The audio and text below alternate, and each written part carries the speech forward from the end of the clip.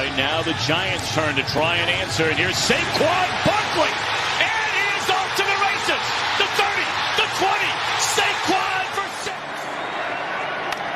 Deep to right field. Oh, baby. Put it on the scoreboard. The kid has done it again.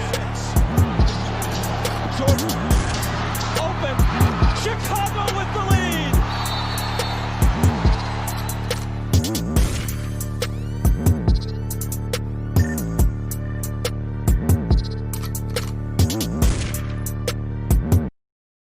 Ladies and gentlemen, a pleasant good evening to everybody. Welcome to another episode of the Lewis Sports Network. It is your boy Lewis coming back at you with another live stream with yet another video. Make sure to smash that like button. Make sure to hit that subscribe button. Make sure your notifications are turned on. Make sure you share this on your social media platforms. Truly appreciate it. Tonight, it is game 4 between the Los Angeles Clippers and the Denver Nuggets in the Orlando bubble. The Nuggets are looking to tie this series at 2 games apiece. I just want to know, how is everybody doing this evening? Is everybody ready? And right now we got ourselves a close game between the Toronto Raptors and the Boston Celtics. 0.4 seconds remaining. As you guys can see the score right there, tied at 98, folks. And again, salute to everybody that is in here. Michelle's daughter, appreciate you. Shout out to Karam. Shout out to Edwin. I know it's really intense. Shout out to Ron. Appreciate you. Shout out to Nachia, who's here. You know, salute to you. Salute to Mark as well, and salute to G Money, man. I'm not picking tonight. Shout out to Jay already, man.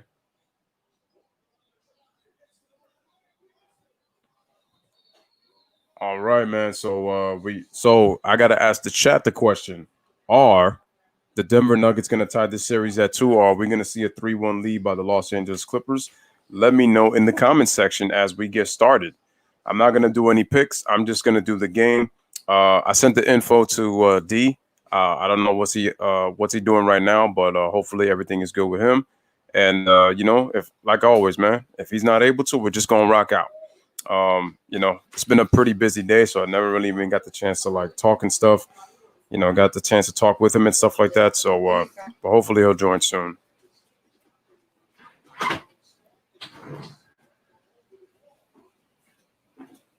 All right, man. So we got 2.2 remaining. Score is tied up at 98 apiece.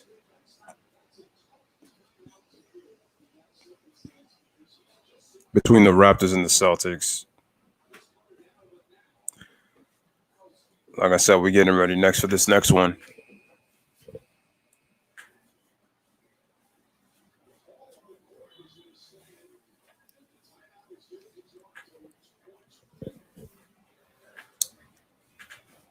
All right, man. Salute to you, Jay. Edwin says Kemba's going to make the game-winning shot. All right. According to him. Karam says, I supposed to have a fantasy draft, but my friends weren't logged in or forgot about the draft. Oh, I know mine's already happened as it is. Michelle says 3-1. Anthony Rose. What is good, Anthony Rose? Appreciate you coming through. Again, guys, make sure to like the video as you guys come in.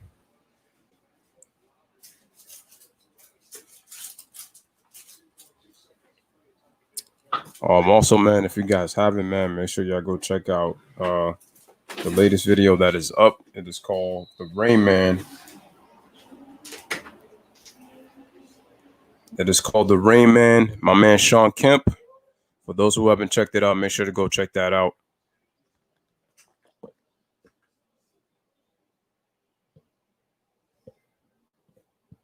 So I'm right now looking, man, and the Raptors look like they're going to get the basketball. Yeah, they're going to get the basketball with 2.2 seconds remaining. And the ball is being inbounded. Oh, wow. That Jason Tatum fouled with 0.9 remaining. Yep, that's right. Kemba's from the Bronx. Y'all already know. It's my man Kemba. My man Kemba always make it lit, man, from the Bronx, man. Appreciate that man Kemba, man. I'm just glad to see Kemba having an opportunity to compete, you know, for a championship. I don't know if it's going to be this season. It's possible, though, he has an opportunity to get to the Eastern Conference Finals. I mean, the Celtics are trying to finish this series out. Oh, wow. Siakam actually almost knocked that down. That's crazy. But it's going to overtime. All right, man. So overtime in the bubble. Overtime in the bubble. Tied at 98.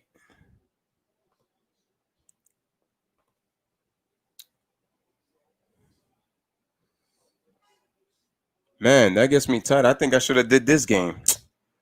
Darn. Darn. Gotta ask you, Karam, man, what's your thoughts on Billy Donovan being out at being out as head coach though? I mean, all the rumors are gonna swirl, man, but the funny thing is the team that I think that Giannis is possibly going to, in my opinion, is gonna be the Miami Heat. I just got a feeling that his career is kind of LeBron connected. So I think that I honestly think that Giannis is probably going to be a Miami Heat. That's what that tells me.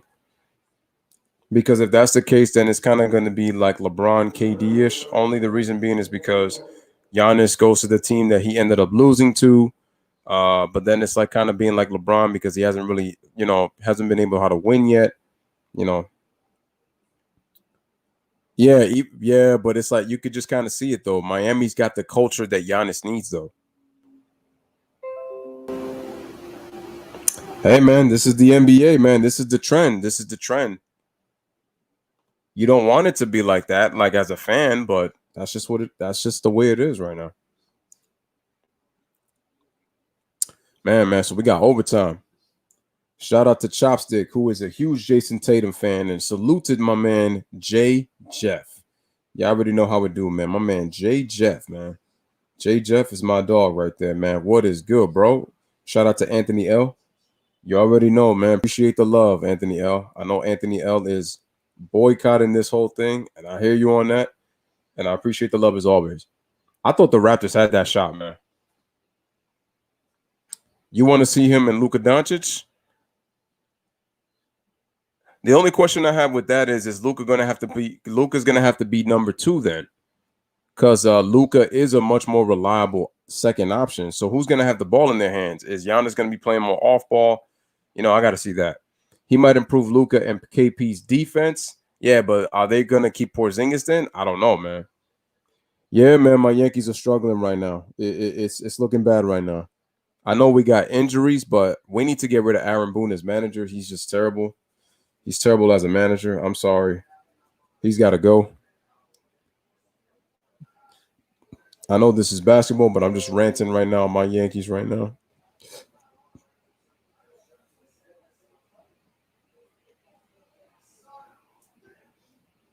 It's just sad, man.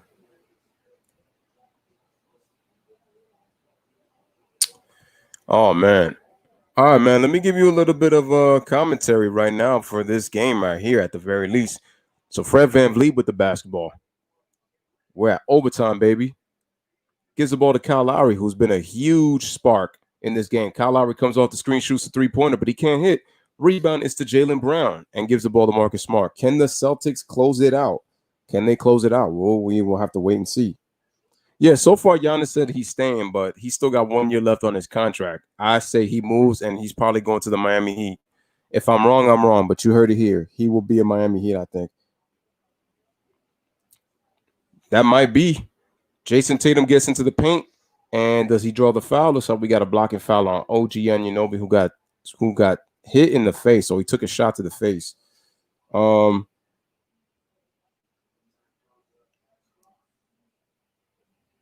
Shout out to my man King Julius Caesar, man, and make sure you guys, if you guys are into sneakers and stuff, make sure you guys go check out his channel.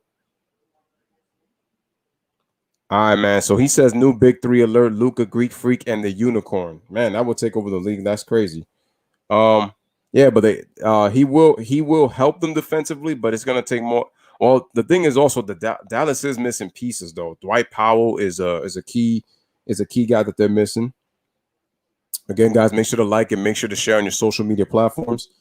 KD said the same about the Thunder. LeBron said the same about the Cavs twice. Words mean nothing, only actions. Exactly. That's what it is, man. It's about actions because KD said he called Mark Cuban. What was it? He called him an idiot. I forgot what I think it was some kind of criticism he was doing, or that the possibility that he might leave. He ended up leaving. LeBron said that he would never turn on this, his guys are Cleveland and LeBron bolted twice. So it's like you really can't take their words. It's about the actions.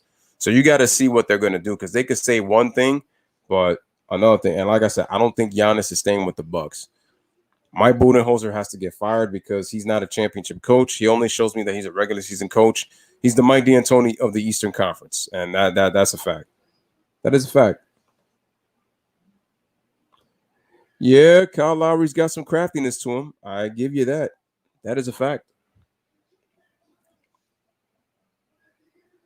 No, I like the competitiveness that both teams are showing right now between the Raptors and the Celtics. And I told y'all before that the second round of the playoffs in the Eastern Conference was going to be better than the first. Well, at least in terms of the Raptors and the Celtics, because the Bucks and the Heat, I thought that was going to be great, but that was a 5-gamer that I was not too happy about.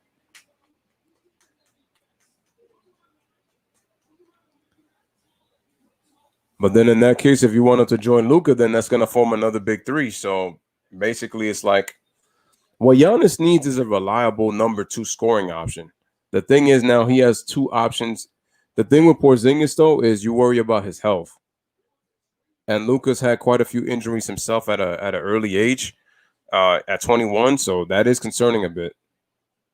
But I will say that their careers might extend if a guy like Giannis was to go to their team because they wouldn't have to do so much.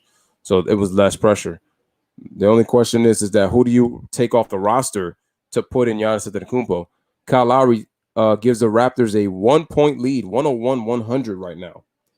So my man King Julius Caesar, man, again, my guys, go subscribe to his channel, man. Show him some love. He does a lot of great sneaker reviews. He does movie reviews. He's also a chef.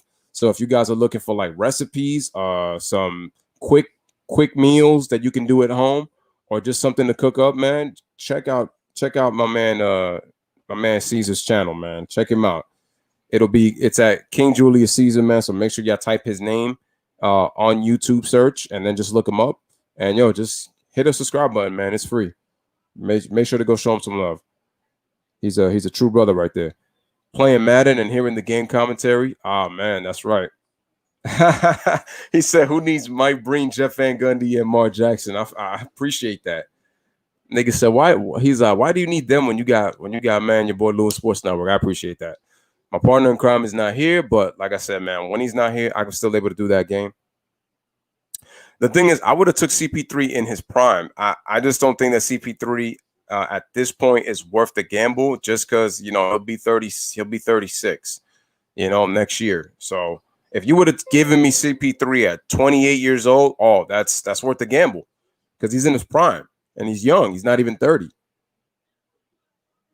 But I can't take that chance anymore at this point.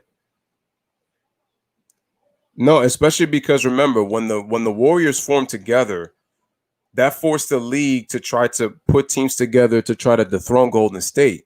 And now that Kevin Durant is gone, there's more talent spread around the league. So then if Giannis was to form another big three, it would be like, well, I thought the talent was spread. Now we're forming big threes again. So, that's kind of the thinking. And you guys got to remember, man, stars drive the league. Giannis and Trae Young. What do you guys think about that? Giannis and Trae Young. Maybe not a bad pairing, but then that would, Atlanta would have to really. Wow, Kemba Walker just knocked down a step back. My man hit that from Melrose in the Bronx right here, man. 104-101. Damn, the Celtics just went up by 3. This would be a devastating loss for the Toronto Raptors. And remember what I said this also, man. Age ain't nothing but a number except for basketball years, Jay. Basketball years are like dog years in the NBA. Damn, and Norman Powell ties the game up at 104 with a 3. God damn, they're going back and forth, man.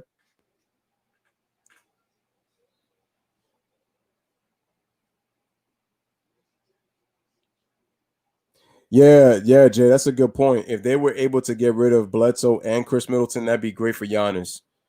Because neither one of those two are real reliable. Damn, and that's a big miss. And now the Raptors could go right back up. Seesaw battle. Norman Powell, damn, he got fouled. Okay, so he gets the call. Damn, Norman Powell coming up big. This is what I'm telling y'all. This is why I don't feel like Pascal may have led the team in scoring, but he doesn't even play like the best player on this team.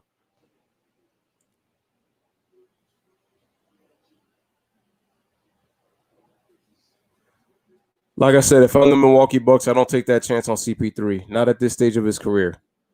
And the thing is, he has a big contract. He's better off staying in OKC for now, unless if OKC can find a suitable partner for to trade.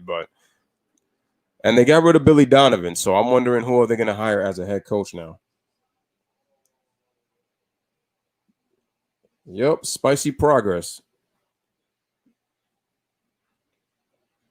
Damn, Norman Powell on his personal 5-0 run just gave the Raptors the lead again at 106-104, guys.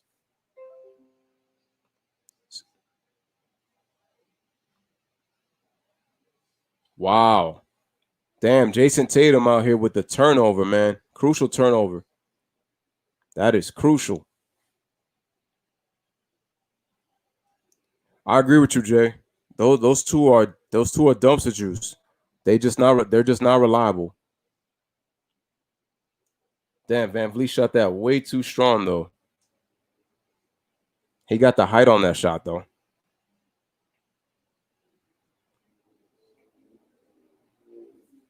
Question is, are the Blazers going to be willing to take that? Yo, Daniel Theis got away with a foul.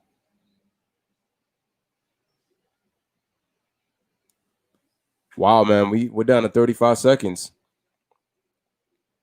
This is crazy. If the Blazers are willing to take that move, wow, Van Vliet overshoots a layup on the miss. Jaylen Brown, damn, that's just not a good foul by Siakam, man. You should have let that play out.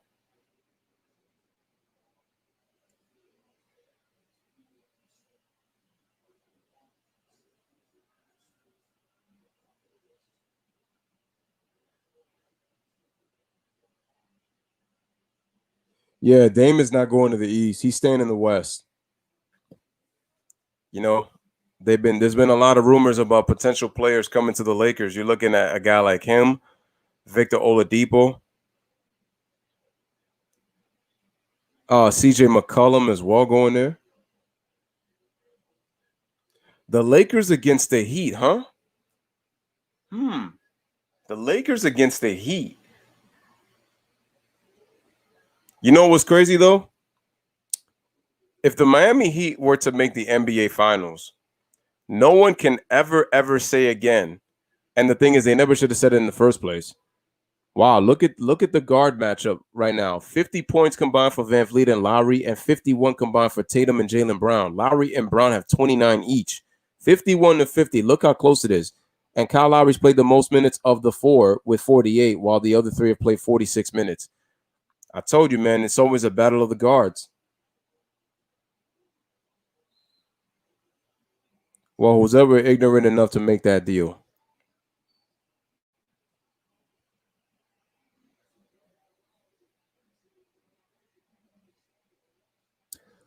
If Toronto wins this game, do you think the Raptors win the series or Boston finds a way to win Game 7? Man, because Norman Powell.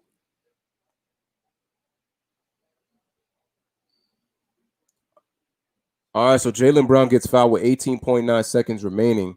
I'm pretty sure that this Denver game is already in the first quarter.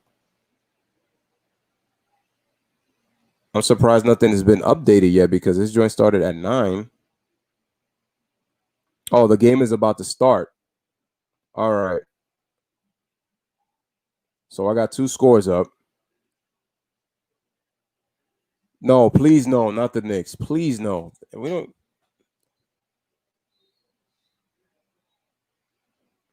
Jaylen Brown makes the first, 106-105. Marcus Gasol just checked in.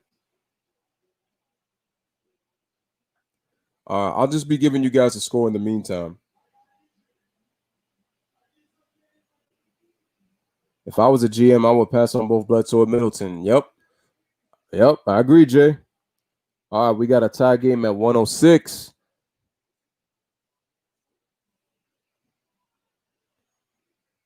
They'd be stupid enough to take it, man.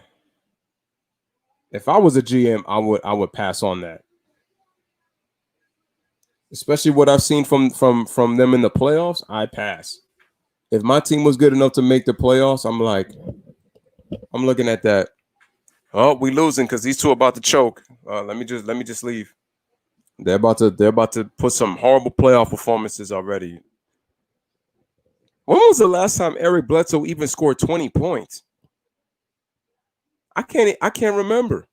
I can't remember the last time Eric Bledsoe scored 20 points. And these analysts were raving about his 14 points, 10 rebounds, and 6 assist game in game 4. I'm like, so what? That's the last. I mean, the story was Chris Middleton. I mean, like, he had 36. He had impact. Those 10 rebounds didn't do squat. Those 6 assists didn't do squat. Those 14 points didn't do squat.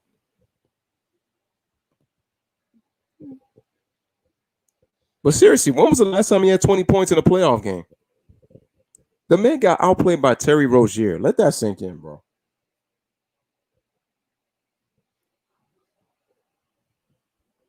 The man got outplayed by Terry Rozier. And with all due respect to Terry Rozier, the man is making 57 mil as dumpster juice over there in Charlotte. And who picked him up? You know who. All right, guys, man. Let's see if this is going to double overtime. So Norman Powell with the basketball. Clippers are up 2-0 already on the Denver Nuggets. All right, Powell with the basketball. Powell starts to drive, takes a three-pointer. Oh, but it's too strong, and we got a double overtime. God damn.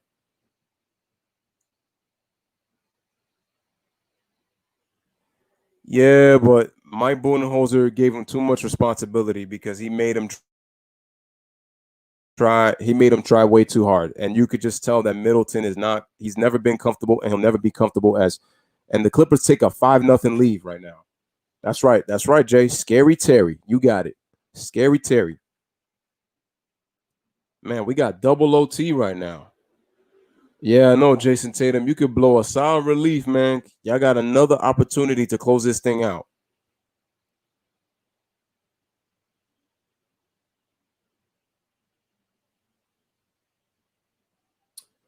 Michael Jeffrey Jordan picked him up. He might take that Middleton and Bledsoe trade. Nah, the draft picks have got to be included in that joint for that to happen. It's got to be a couple of first rounders.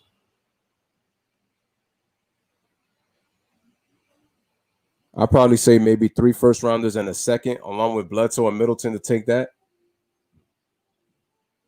DJ Augustine over Eric Bledsoe. All right. Shout out to my main man, Low Key T in the building. Yeah. Make sure y'all go show him some love and go subscribe to his channel. All right, Ron says Bledsoe's just a player who on the Phoenix Suns, he's not a win player.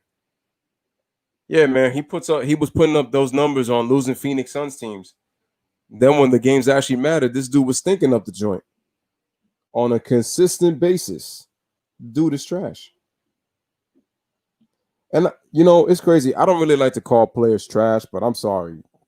The dumpster fire type of game that Eric Bledsoe has been playing these last 3 seasons for the Bucks is pathetic.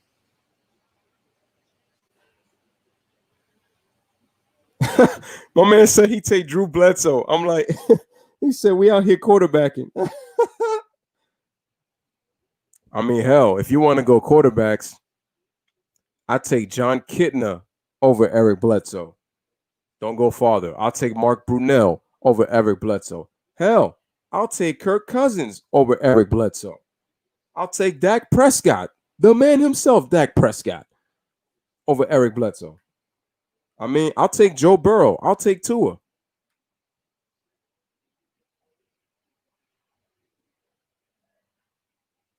I mean, G-Money, he could have, but I think Norman probably saw the defense. They was about to pack the paint when he drove. Oh, yeah. I mean, I'm pretty sure he's going to. I'm pretty sure he was going to do that. Lowry with a bad foul on T-Wolves will try, but Devin Booker. Oh, to buy Devin Booker. Yeah, they're trying to put him on that Timberwolves team. Remember, guys, make sure to like the video as you guys come in. Clippers are on a 7-3 lead. Oh, Michael Trubisky. Who was I thinking about? Oh, damn, Tatum with the dunk. 108, 106. Damn, leave the Dakota. My man said Dakota Prescott. Oh, man. Who else am I thinking, man? What other? Listen, man. I'll take Eli Manning. Uh, I'll take Joey Harrington. Y'all remember Joey Harrington? I'll take Joey Harrington over him. Who else?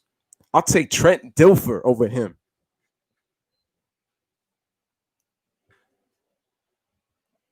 That's how bad it's gotten, man. Yo. Oh, when I say Dak Prescott, they said leave that man alone. All right, guys. Let me just check the time on that Clippers game. It is 8:05, man. They're really taking the fun out of this, man. Because I was supposed to do that one, man. But we got a double overtime game, and it's been a great game between the Celtics and the Raptors right now. 108-106. Ron says Terry Rozier is delusional, man. He thinks he's better than he really is, man. He's a backup point guard. Oh yeah, because he wanted the money. My thing is, he was thinking of the joint in the Eastern Conference Finals, man. Like, in 2018, he played terrible, and his shot selection was horrible too. All right, man. Boston leads 110-106. Looks like Anunoby just cut to the basket, but they missed a shot. Oh, sure. He said he'll take John Crotty. Hell, I'll take Scott Brooks. Nah, nobody wants to take Johnny can't read a playbook on a defense, Manziel. I probably wouldn't go that far. Johnny Manziel, man. Big ups to Kyle Lowry, man. The dude has stepped up. Efficient, too. 31 points, 11 and 19 from the field. Clippers off to a 9-3 start, ladies and gentlemen.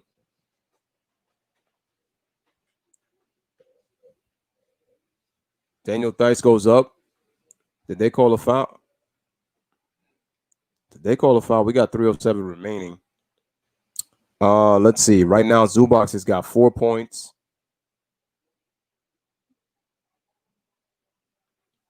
Gary Harris has got 1. You could go to the box score.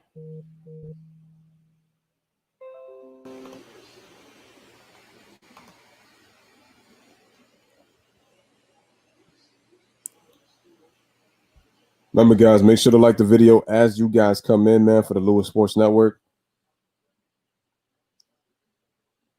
Damn, Archie Manning. That's taking it back. So it looks like there was a timeout. Wait, was there a timeout? I mean, there's 3:07 remaining in the overtime. Let me see. Where did that go down to? My man Caesar said he'll take Joanna, man, over Eric Bledsoe.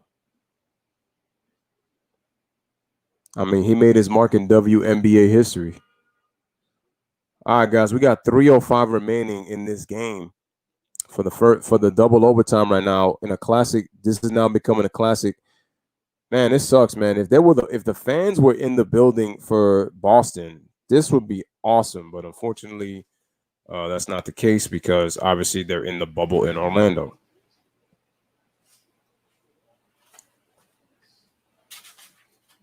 I'll take Mason Rudolph over Eric Bledsoe. Since you mentioned Charlie Batch, I'll take Tommy Maddox.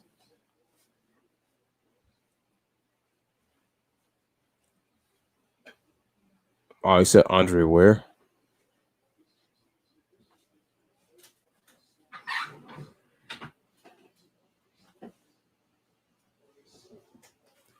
Jay says I would take salute to Artist, man. Appreciate you. I'll take D Brown.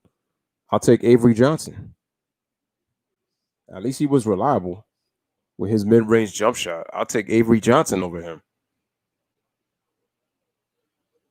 And again, salute to Artist.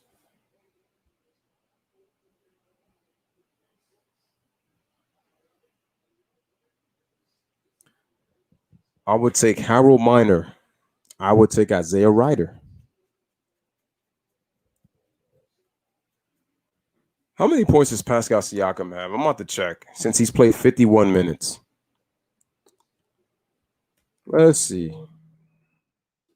According to this, and I click, bruh, Pascal Siakam got 10 points, 8 rebounds, and 6 assists in 51 minutes.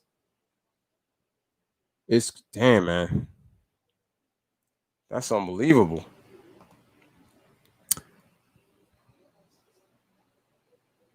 Mike Evans said that. True that.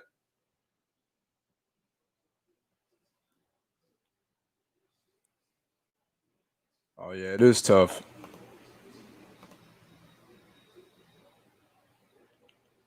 Man, they're still checking that replay?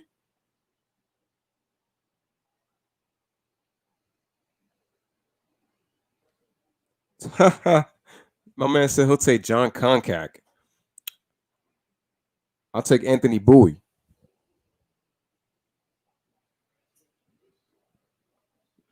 Daniel Theis, man. Yo, no, Theis is a very good player. Shout out to Nasser. He says he played good defense. Oh, I think he's talking about for Toronto. I see. Anyway, salute to Nasser. Again, guys, make sure to like the video. So they're calling a jump ball.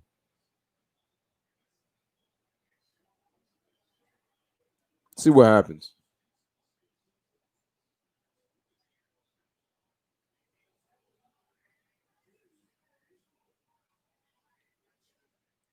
Oh yeah. Wait. The Marcus Smart get hit. Looks like we got an offensive foul.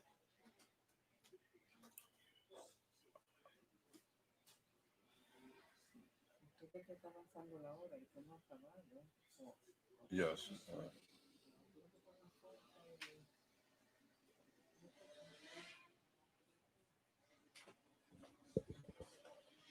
All right, guys. So the Denver Nuggets are struggling right now. They are down by 8, 11-3.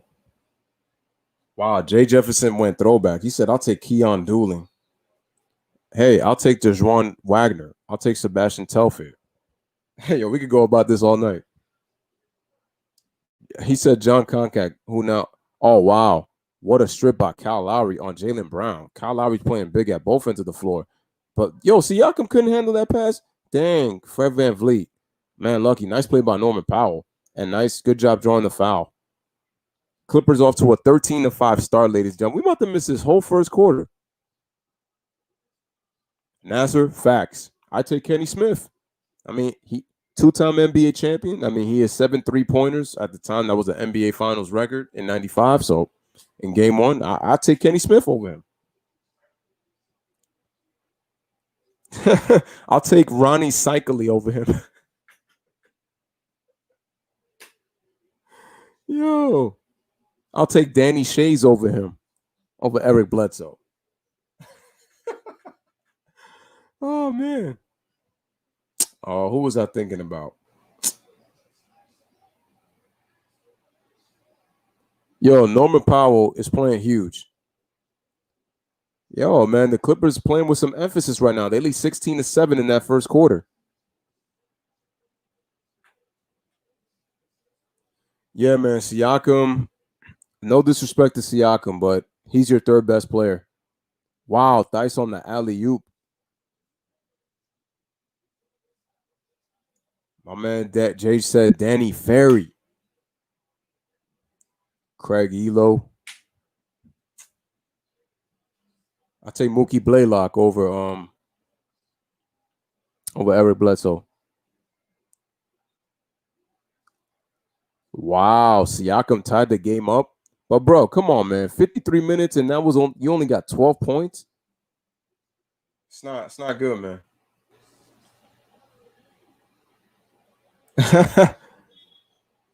Oh man. Am I taking Kwame Brown over Eric Bledsoe? Ooh, maybe not. Wow, Marcus Smart just hit the 3-pointer to put the Celtics up by 3.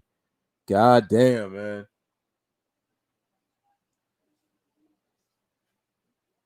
Tyron Corbin.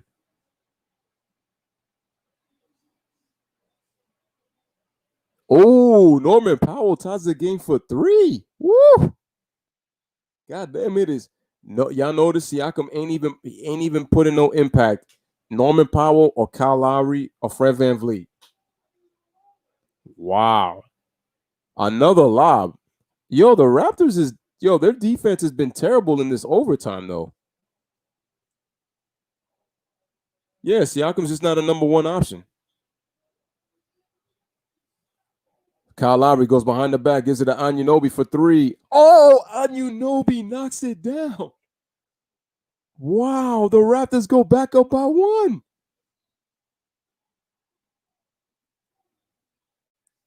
Wow, this is what a finish. Both teams have almost hit 23s. Kemba trying to take it to the basket. Nope.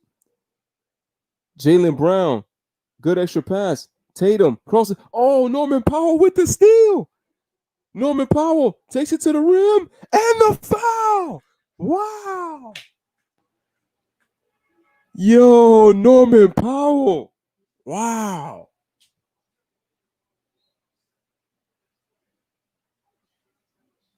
The Raptors want to win this game. Man, what? Yo, Norman Powell. Clutch. Norman freaking Powell. Clutch. Oh, Luke Rittenauer. And he was actually a good point guard. Wow, Norman Powell. Just with the clutch plays. OG Anunoby. Kyle Lowry. Playing big right now in this double overtime right now. Clippers with an 18-7 lead right now in the first quarter. Again, guys, make sure to smash the like. Hit the subscribe button if you're new.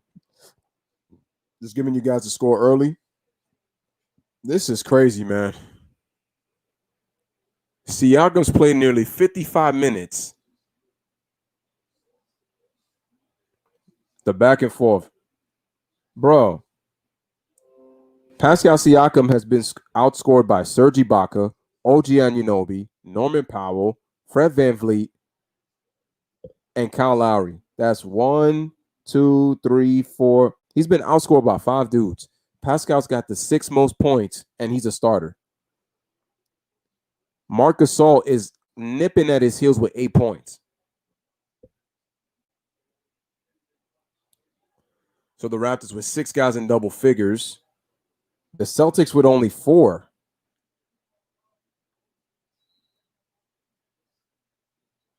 Yeah, but see, my problem is Kemba Walker, though. You only got 5 points in 51 minutes. That's a problem. You play better, your team wins. I mean, it's what, a 2-point game, I think, right now. So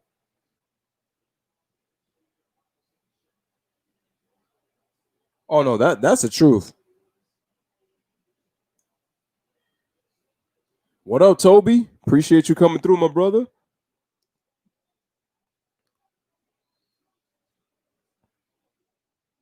Wow. All right, so Jason Tatum hits the floater. He's got 25. Damn, Clippers up 20-7 right now, the Nuggets. So the Clippers off to a very good start. The question is, can they maintain it? Because we've seen the Clippers get complacent after first quarter leads. Kyle Lowry, wow. Oh, shoot. Kyle Lowry just hit a fadeaway and went swimming after that jump shot. And he knocked it down to put him up by 4. Kyle Lowry with 33 big ones. Wow. Damn, I wish I would have. Damn, man.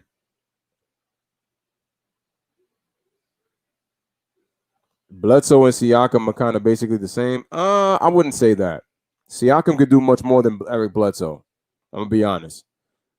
It's like I said before, Mark. When's the last time Eric Bledsoe scored 20 in a game? Jay says, I remember when LeBron said Eric Bledsoe was going to be a great player in this league. Why was he wrong? You know what's so crazy too?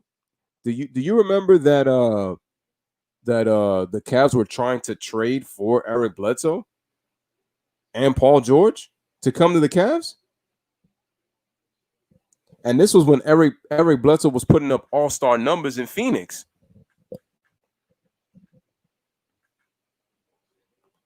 On a losing team, obviously. Kenny Satterfield.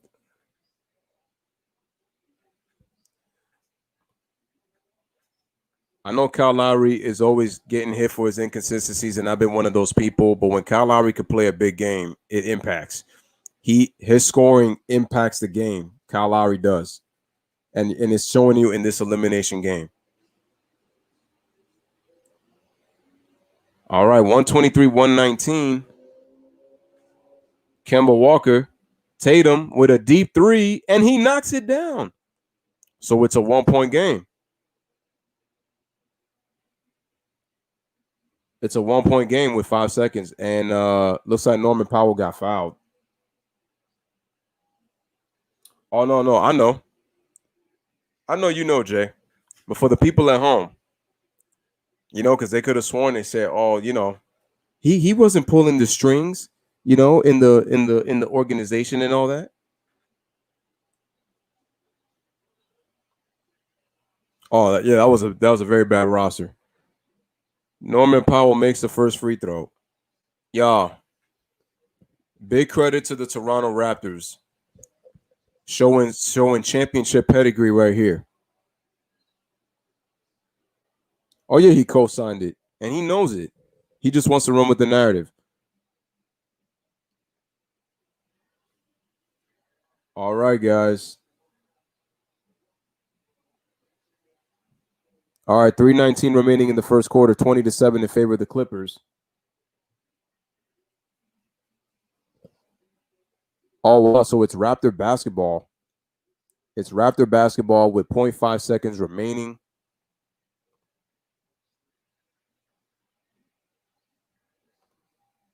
Unbelievable, guys.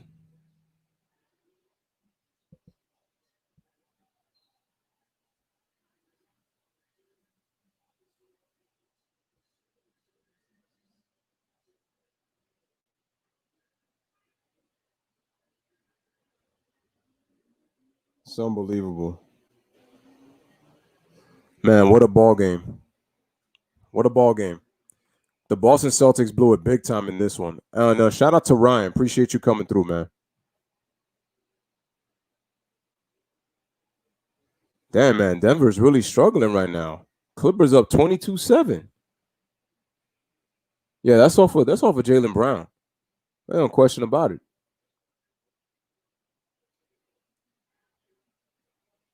Toronto with a timeout, and they got a foul to give. Man. Again, guys, make sure to like the video as you guys come in.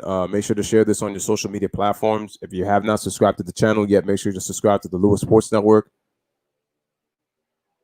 Wow. What a gutsy performance by the Toronto Raptors. And you know what's also crazy, guys? Well, if this was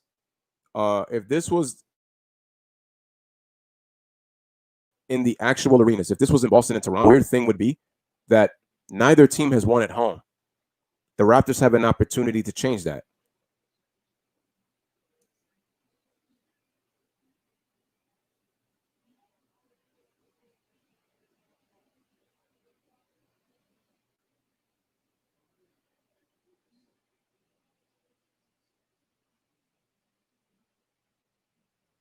So we had a miscommunication right there between Kyle Lowry and Nick Nurse. This hurts if you're the Boston Celtics because now anything can happen. This series probably should have been over in 5 games. I'm gonna be honest. This should have been 5 games, maybe even a sweep if you consider the OG Anunoby shot, because that would have really crushed the spirits of the Raptors. But hey, that open 3, that good fortune gave them the confidence to come back in the series. They played poorly in Game 5, and they win a gut-wrenching Game 6. And you got to give the Raptors nothing but credit. Got to give them credit. Got to give them a ton load of credit. And it's over, ladies and gentlemen. The final in double overtime. The Boston Celtics lose to the Raptors 125-122, and we have a decisive 7th game on Friday.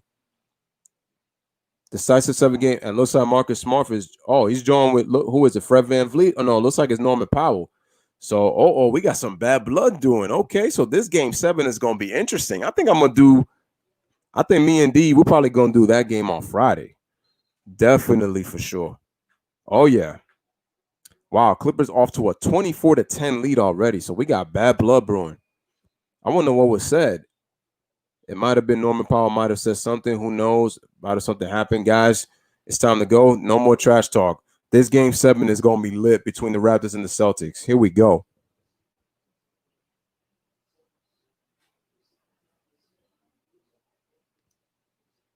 Yeah, Nick Nurse. Listen, man, I was one of those people that was calling him a neophyte coach because maybe he was too dependent on Kawhi Leonard. He had a chance to prove that he was a very good coach this year, and it shows you why he's coach of the year. Nick Nurse is an excellent coach, and he deserves his coach of the year moniker because of his adjustment. And you see, Mike Budenholzer should learn a thing or two from Nick Nurse. And Mike Budenholzer has coached longer than Nick Nurse. And Nick Nurse just continues to mix and match defensively. Also on offense, look at that. Putting OG at the center position to start the fourth quarter going small. It paid dividends in the fourth quarter.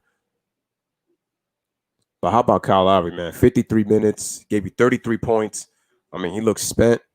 But, man, Kyle Lowry has the heart of a champion. Heart of a champion. Just a tremendous competitor. I know he's had his moments where he has not, play well, but I really feel like that he's become a much more confident player. And I got to say this with the influence of Kawhi Leonard. I feel like Kawhi Leonard has made him a more confident player because now Kyle Lowry, even when he has a bad game, you see him. He doesn't get shaken like he was when he was with Mark DeFrozen, I should say. He wasn't as shook with him as he was when Kawhi Leonard was there. So I said that I feel like in part that has to have some kind of influence because look, Kyle Lowry just comes out and he just balls. I just think that Kyle's always going to be up and down, but he's a great competitor, and I got to give Kyle Lowry a lot of props. But Nick Nurse, man. All right, so Toronto, they're 3-2 all time in Game 7s. They won their last 3. The Boston Celtics are 23-9 in Game 7. That's the best record and most wins in NBA history in Game 7s. But I can't believe this, man. Yep, the Raptors won, man.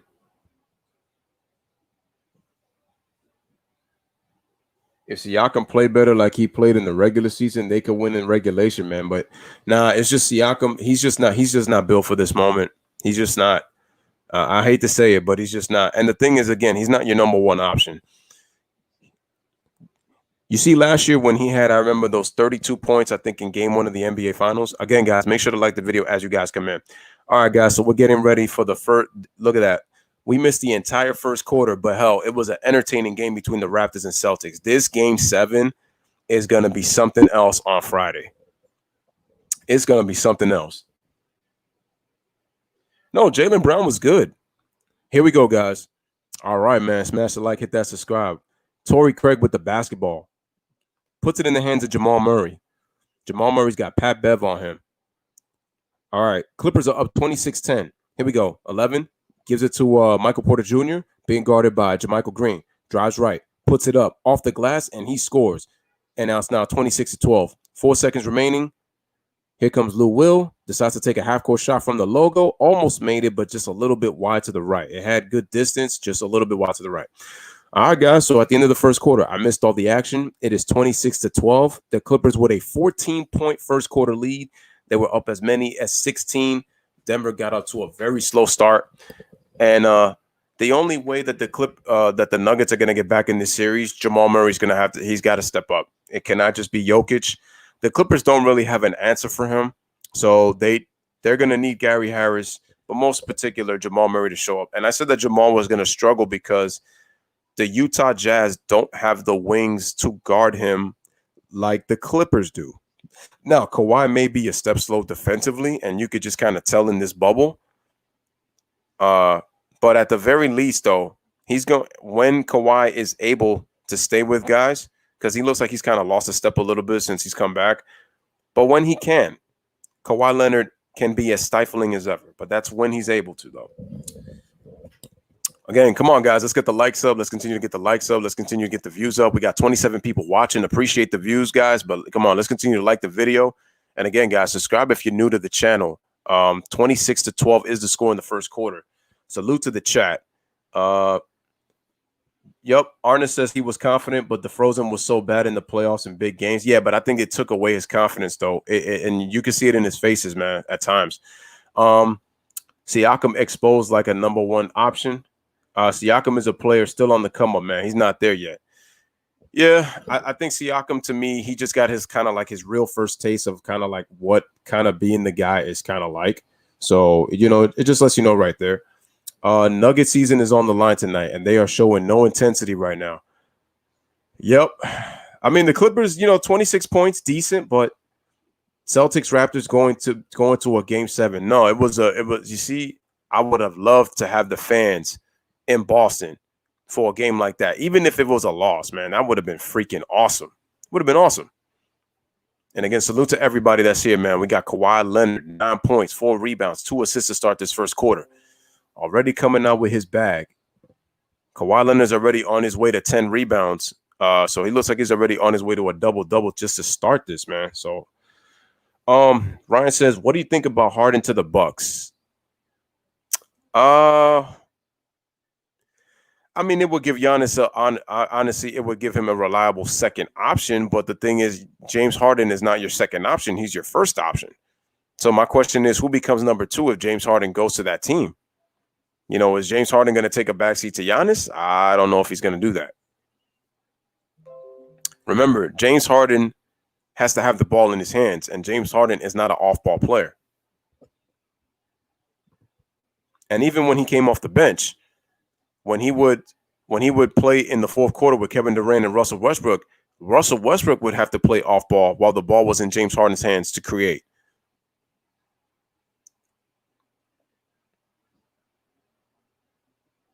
Oh, well, we got to see how this game goes. Yeah, this game would have been crazy. I mean, I understand what you're saying, Ryan. He definitely could be the point guard. Oh my God, there goes my girl Malika Andrews. How you doing, girl? Beautiful. I know everybody's like, well, what do y'all see in Malika Andrews? The fact that she's out there. I mean, the Clippers only shot 9 of 24, but Denver's 5 of 17, so that doesn't help. Oh no, they're pushing. Stephen A is pushing for Giannis to go to Golden State. All right, guys. I don't want to see him go to Golden State though. All right, Montrezl Harrell puts the ball up and he gets the basket plus the foul. If y'all notice, man, Montrezl Harrell is usually much more effective when he goes one-on-one against bigs who can't deal with his quickness. Mason Plumlee, especially because Montrezl has actually got good handle. He does play bigger than he plays bigger than his height. All right, man, but he got the and one though. Montrezl Harrell had 2 steals, 11 points, and he has 7 rebounds. So he played decent, not great, but decent enough to be able to have an impact. He's still trying to work his way up. 29-12 is the score. So Monte Morris with the basketball gives it to Jamal Murray. Wow, look at that. Jamal Murray is seeing a body every time he comes around a pick. All right, Torrey Craig puts the fake. Michael Porter Jr. shoots the 3-pointer. He can't hit. Rebound to Patrick Beverly. He gets it. Beverly gives it to Lou Will. Lou Will takes it all the way, and he gets blocked by Jamal Murray. Shout out to Clement Thompson. Appreciate coming through. Clippers fan. All right, Michael Porter Jr. Beautiful left-handed scoop on the switch, and he scores. 29-14 is the score.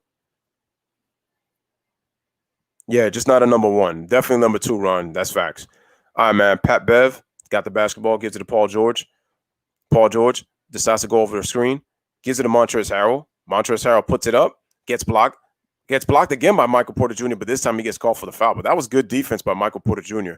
I'm telling you, man, the more seasoning Michael Porter Jr. gets, I'm telling you, this kid is going to be a stud. But that was a beautiful move right there. Beautiful hop step, gets into the lane, switches hands. Like Michael Porter Jr. is already showing you the potential, as the pet project. I told you, Lewis, he reminds me of Blake Griffin.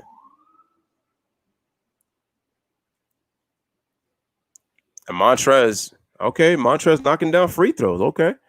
He had 18 points, 10 rebounds, and 3 steals, man. First career playoff double-double for him.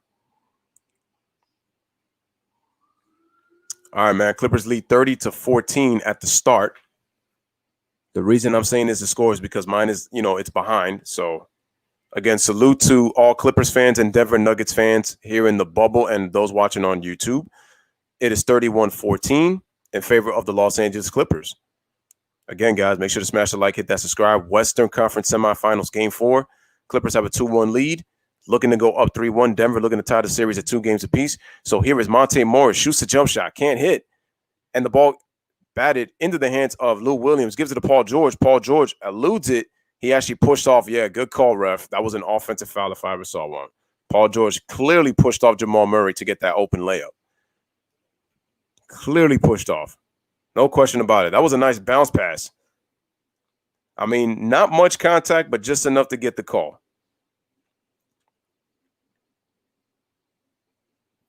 Again, like the video as you guys come in. All right, so here's Jamal Murray with the basketball. Drives left, pump fakes, gets through. Wow, look at that. Look at the defense by the Clippers. They are all over Jamal Murray right now. He cannot find anybody, and he turns it over. All right, Pat Bev stops his dribble, gives the ball to Jermichael Green, swings it to Paul George inside of Harrell. Good strip by Monte Morris, and then they turn it over. All right, Michael Porter Jr. gives the ball to an open Torrey Craig. Left corner three-pointer, but he can't hit. The Nuggets cannot buy a basket right now. Paul George gives the ball to Lou Williams. Lou Williams, beautiful left to right crossover, gets into the paint, and he draws the foul on Monte Morris. The Clippers have come out very aggressive on defense, and you got to give them credit. Again, my question with the Clippers is, can they sustain this defensive effort? We are going to find out. We are going to find out in this game. But right now, Denver is really struggling to score right now. Really, really, really, really struggling. And like I said, salute to everybody out there watching. As my man Lou Will knocks down the free throw. Lemon pepper Lou Wings. Lou Wings, the Louisiana rub, as I call him.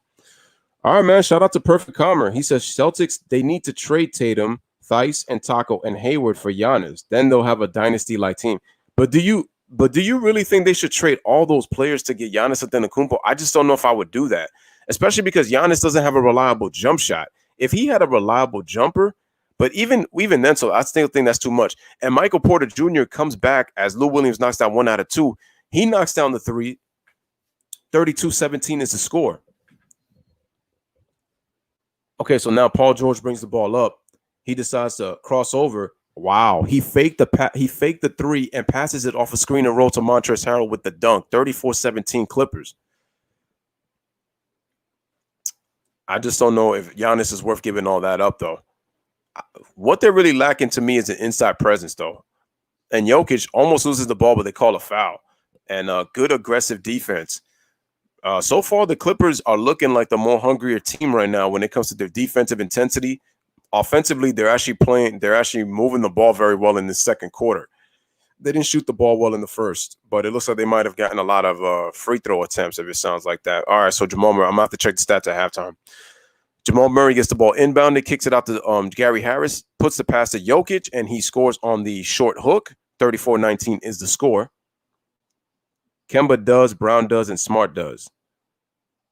True. True, but Kemba only had 5 points in this game, and he only played 52 minutes. Going to be some consistency. Paul George with the ball, gives it to Montrezl Harrell, who rolls, tries to kick it out to Pat Bev, but he turns it over to Jamal Murray. Jamal Murray kicks it out to Gary Harris, fakes Kawhi Leonard out his shoes, shoots a three-pointer, but he can't hit. But no Clipper was there for the rebound. Jokic gives it to Michael Porter Jr., crosses Montrezl Harrell, and he draws the foul. And there are wings that Giannis needs, and Giannis is the big that they need. Match in B-ball heaven. You do have a point. You do have a point. Because he could play the 4, and then you could switch him to the 5 when it comes to mixing and matching with Brad Stevens. That is true. Yeah, but I think that's true. I think that they would be too top-heavy.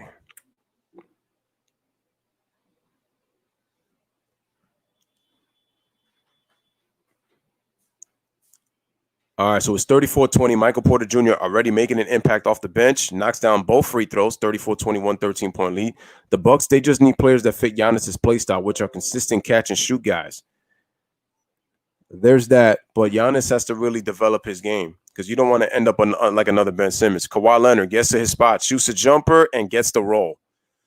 36-21 is the score. Kawhi Leonard on the boards with the double-digit mark with 11 points, 4 rebounds, 2 assists. All right, here's Jeremy Grant. Tries to back up Landry Shamet, try to drive left. There's a double. Open Jokic. Shoots a three-pointer, but too strong. Oh, good tap out by Landry Shamet because Jokic had that rebound. Nice lob inside.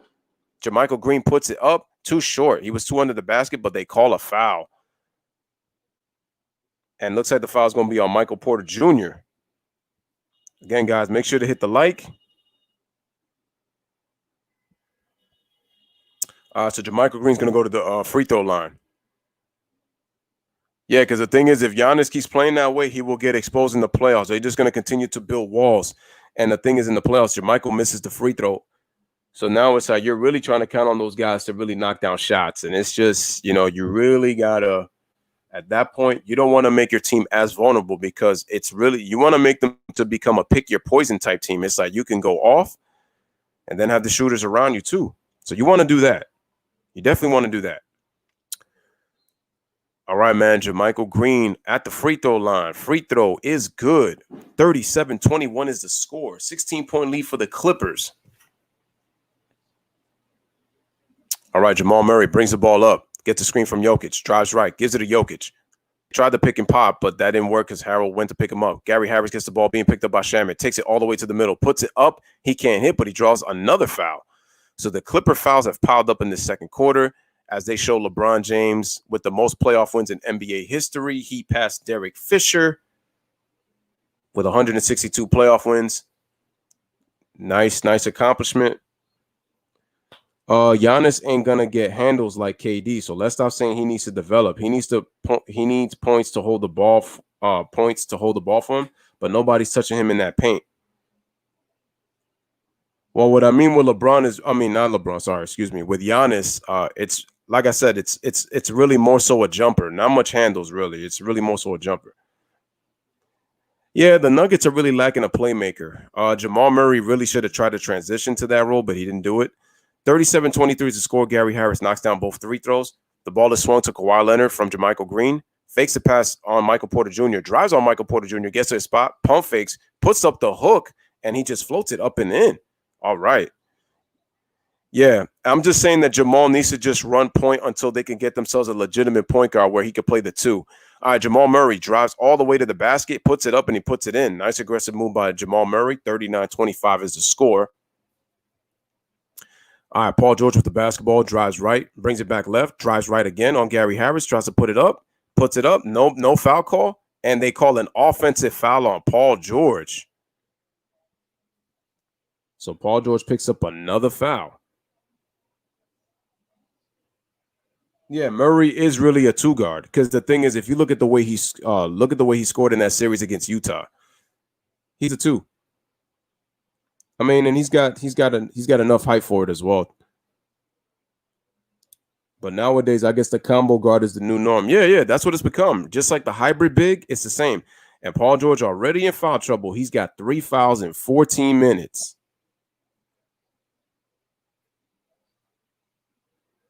All right, ball's inbounded to Jamal Murray. Jamal with a bounce pass to Jokic. Jokic with that nice running floater, and he scores 39-27.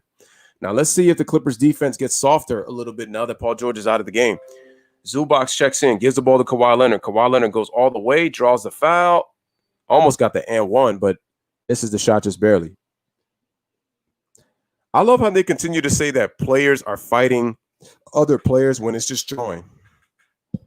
They got to put it like that just to kind of sell it, but no, it ain't no fight.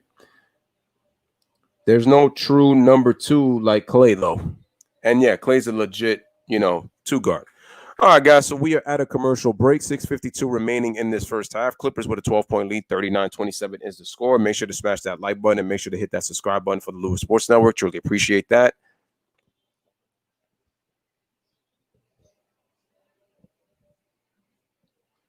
The Nuggets are starting to slowly creep themselves back into this game. But man, what a thriller between the Celtics and the Raptors, man. That was a great game. I can't wait. I'm gonna make sure that me and D do that game 7. That game 7 is gonna be fire. Fire with flames, man. FIRE, baby. Fire. Man, what a ball game. So, all right, guys, man, welcome to the Orlando Bubble on the Lewis Sports Network. We got the Los Angeles Clippers against the Denver Nuggets. Game 4, baby. In the bubble. Clippers trying to go up 3-1. Nuggets trying to tie this series at 2 games apiece. I know some people picked the Nuggets to win this game and tie the series up. I could have done a poll, but I decided not to do it. Just kind of wait for that game.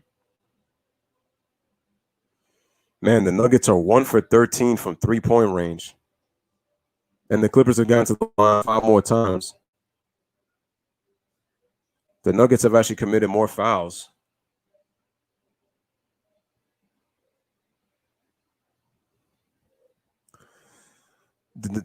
Also, Denver's got to do a better job with their rebounding. They got to do a better job on the boards.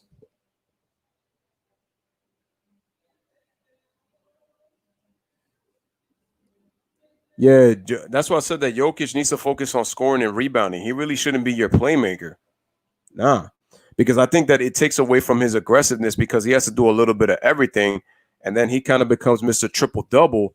And then to me, that kind of makes him shy away in big moments. I think it also could be that not only does he not get aggressive, but then he starts running out of gas.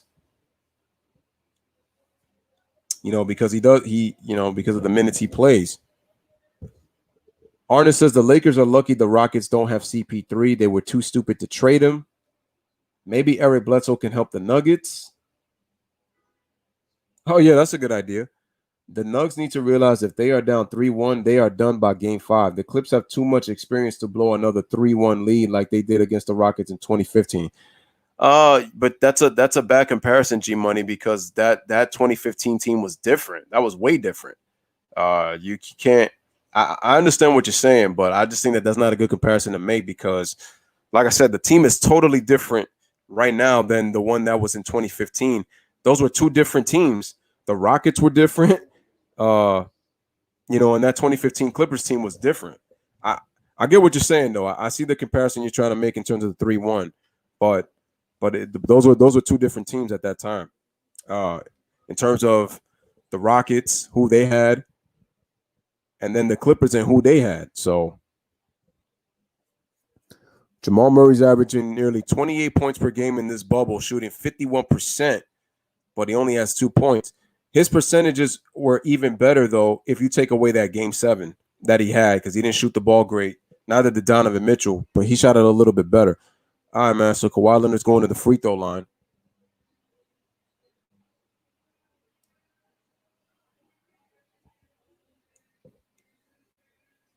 It's like I said, Jamal Murray is not going to get the same looks that he did against Utah.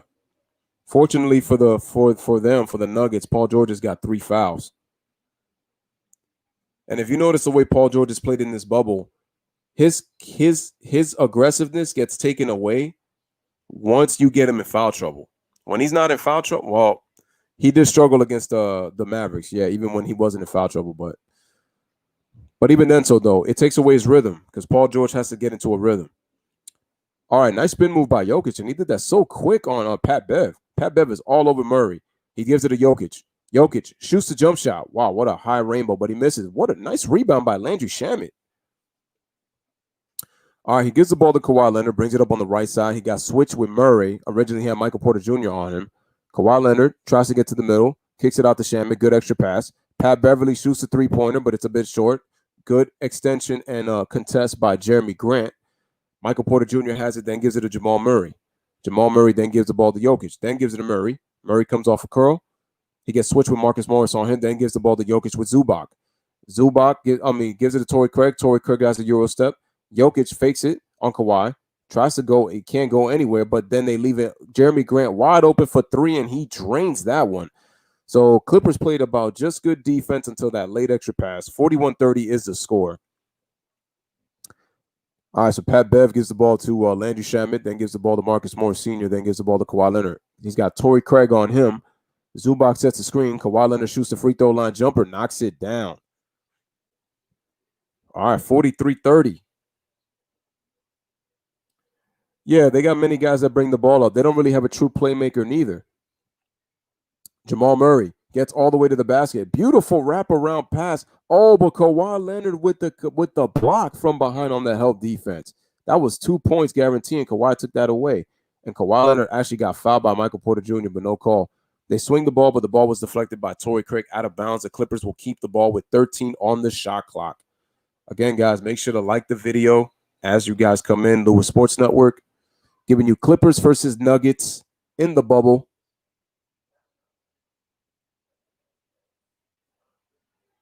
Yeah, he's a really small two guard. All right, Kawhi Leonard goes around the screen. Kawhi Leonard puts it up, but he can't hit the shot. Gets his own rebound. Puts a pump fake, and he draws a foul. Oh, they didn't call a foul. Now they called a foul. It was a late whistle. Kawhi Leonard got hit on top of his head. I see. Well, he'll go to the line to shoot too.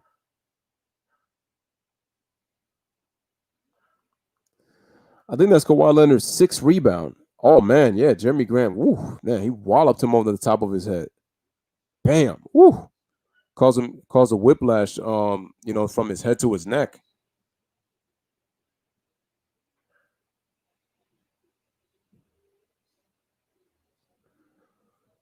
All right, here's Kawhi Leonard at the free throw line. Knocks down the first free throw, 44-30. That's a fact, man. Isaiah Thomas and Joe Dumars, they could both bring the ball up and they could both play off the ball and score.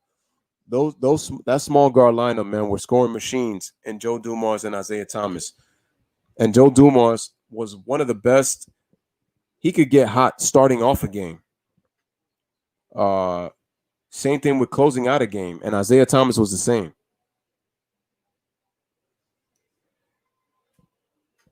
Yep. People criticized their play style, but they were way ahead of their time. The whole stretch 4 with Bill Laimbeer, just the play style of the team.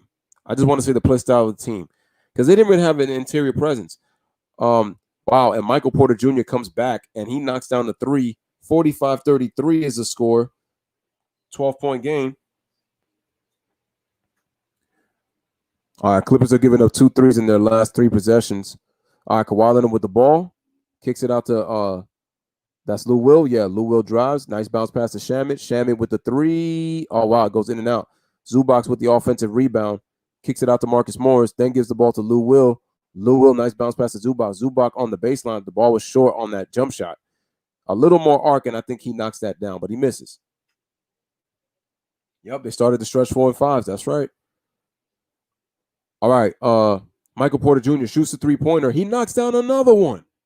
Michael Porter Jr. on fire right now. Keeping the Nuggets in this game. It's a 9-point game. 45-36. They're going to have to find some way to stop him. All right, Kawhi Leonard with the basketball. Kawhi Leonard dribbles the ball back, gets a screen from Zubac, bounces. Nice kick out to Marcus Morris for 3, and he knocks that down, 48-36. So Marcus Morris gets the points right back after what Michael Porter Jr. just did. 48-36 is the score. The three-guard lineup with Vinnie Johnson, him and Joe Dumars, that was a deadly lineup. People don't understand. The 3-guard lineup used today was from the Bad Boy Pistons. They don't get talked. I'm going to come out with a future video on the Bad Boy Pistons in terms of what kind of things they did for today's NBA. All right, and Jamal Murray knocks down the jump shot. We always talk about their defense, but if you look at their offense, offensively, the Detroit Pistons did a lot of things that the current NBA players are doing today that they don't get enough credit for. I will be doing that in a future video for the Pistons. All right, man, so we got a timeout.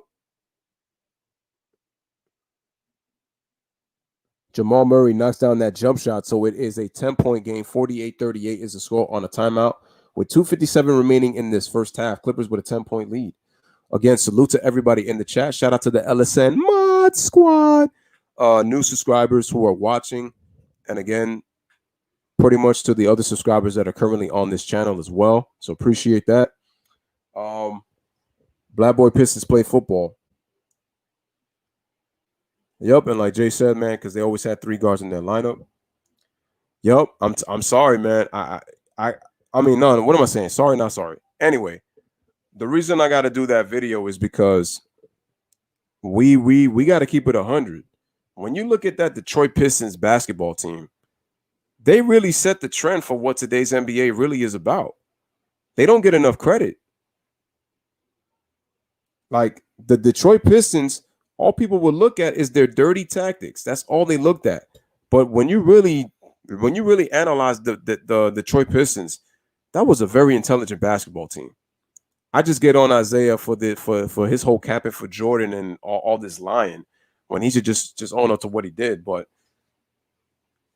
and Isaiah applauds the. Why do you think Isaiah Thomas and Joe Dumars they applaud the Golden State Warriors so much? Because the Golden State Warriors, they're just a less physical, bruising version of the Detroit Pistons. And if you look at their offense, now some things are different because the Warriors have a little bit more of a triangle and stuff like that. But small ball lineups. You talk about the stretch. You talk about 3-guard lineups. Come on, man. It's like it was all there from Detroit. Exactly. And and it's like, we don't want to see Zeke and we don't want to see Joe. Vinny Johnson comes off the bench and hits you with the microwave, man. These people don't understand, man. All these dudes are, man, they beat a Michael Jordan, man, and they were nothing but a bunch of thugs. That's the problem. The physical bruising style of the Detroit Pistons is what gets overlooked. But offensively, they were innovators, man. They were innovators for today's basketball. They were innovators. So the people who always come bigger, stronger, faster, much better. The Detroit, you need to go. This is why people need to appreciate the NBA history. Go back to those Detroit Pistons and tell those guys, thank you. You guys are the trendsetters, man, for what this game is, man. You guys paved the way for what the NBA is today. They don't get enough credit. The crazy part is, and I said this before, and I'm going to say it in the video that's coming up. They were the tweener to the Lakers, the Celtics, the Sixers, and the Bulls. They were the tweener. In that little brief period, the NBA started to transition into a big man's game because of the defensive style that the Detroit Pistons played. Don't you see that physical, bruising, hard-hitting basketball in terms of defensive-oriented actually came from the Detroit Pistons? The 80s were physical, but it was not defensive. Detroit was the prelude to the 90s. So this is why I got to say that Detroit did a lot for basketball. It's just their reputation overshadows what they did on both ends of the floor. So yeah, I'll be coming out with that video.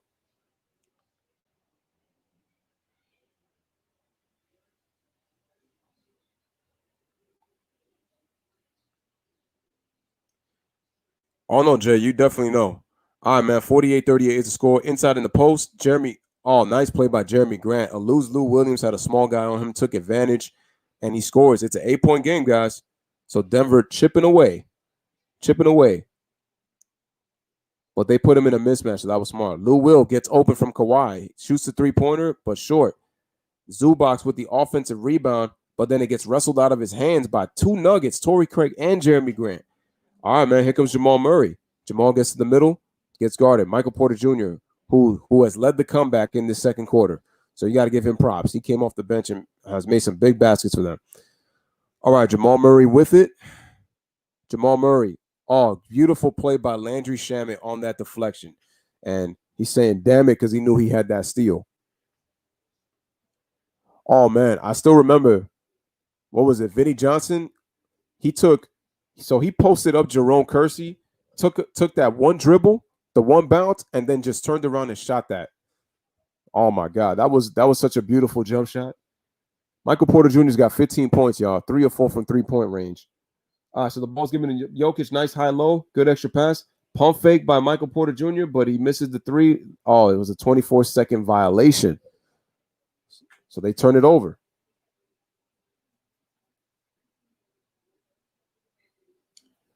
Yep, that's right. The rules had to change in terms of the defense, in part to the Detroit Pistons. All right, there was Michael Porter Sr. We got 144 remaining in this first half. It is a 48-40 game. This was once a 16-point lead, mind you. 17-point lead, I should say, because the Clippers were up 34-17. All right, man. Lou Williams with the basketball. Can't find anybody. Gives the ball to Kawhi Leonard. Kawhi Leonard wanted to shoot the three, but good defense by Jeremy Grant using his length.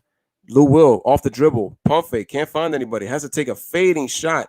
Great defense by the Nuggets. And here comes Mason Plumlee bringing the ball up. Gives the ball to Jamal Murray. Jamal Murray, wow, Kawhi Leonard's on him. Kawhi Leonard turns around.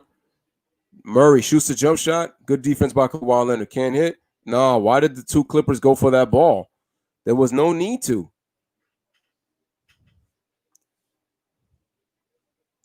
The Nuggets will keep the ball with 59.3 seconds remaining. Yep, I mean, Isaiah said it best. He embraced it. So the Rockets are practicing. Tomorrow's game 4. That game is at 7 o'clock. All right, so Jokic with the basketball. Gives the ball to Michael Porter. Well, try to give it to Michael Porter Jr. off the curl, but gives it to Grant on the right side. Guarded by Kawhi Leonard, and we got was that a travel?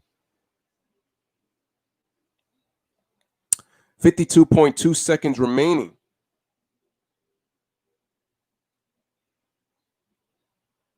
Yup.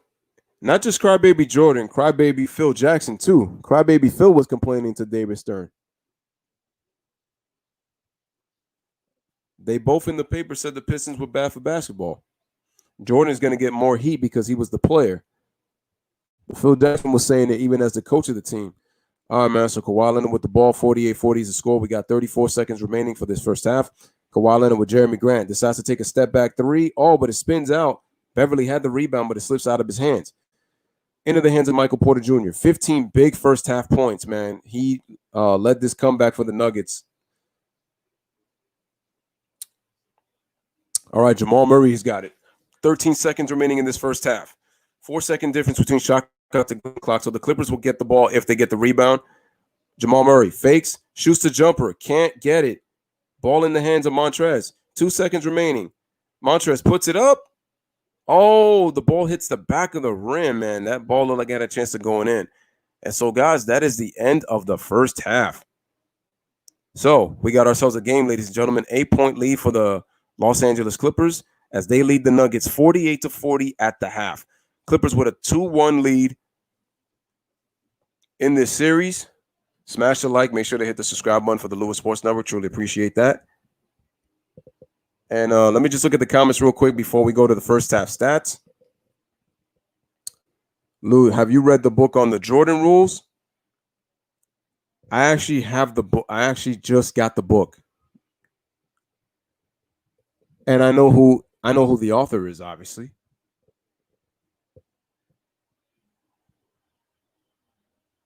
I got to read the book. I just purchased it 2 days ago. And I've been trying to read it, but I've been so busy with work.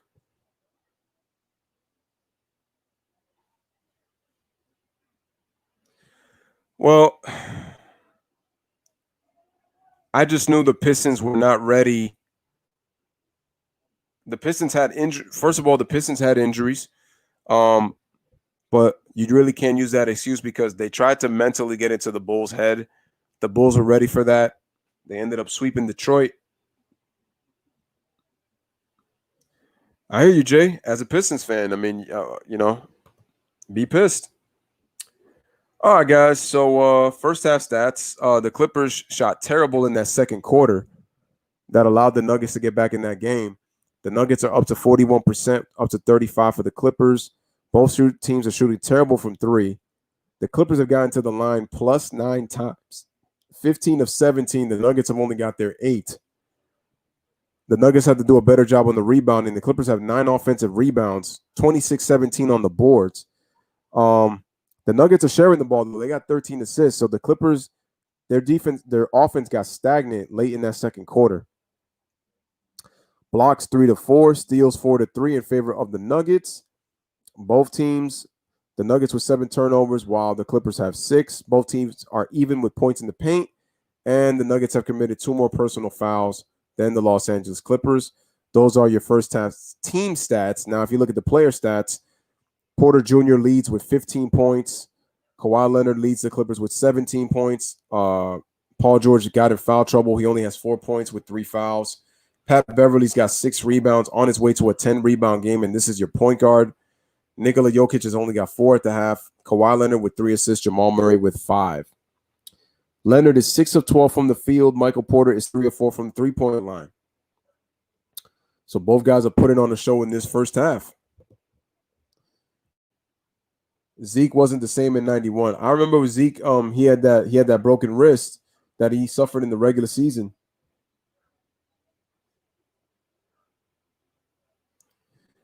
Yeah, Zeke was really never the same, man.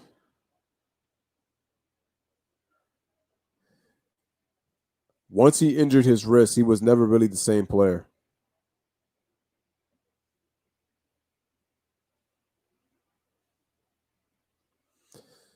And he didn't shoot great against the Bulls neither in those Eastern Conference Finals. He did not play well. The funny thing is, even though he was not the same player, I thought if it wasn't for his Achilles injury, Isaiah Thomas, I think, would have played maybe another 2-3 seasons. Maybe he would have played another 2 or 3 seasons. I don't know how long he would have played, but I definitely know he would have played longer because he only retired at 32 years old when he popped his Achilles. Because even after the wrist injury, he kept, you know.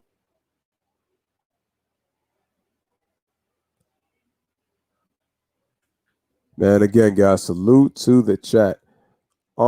G Money says the Nuggets are showing some heart, but Murray and Jokic need to be very aggressive in the second half. I feel like the heart is coming from Michael Porter Jr. and Jeremy Grant. I think they got them kind of back in this game, but Jamal Murray's struggling right now.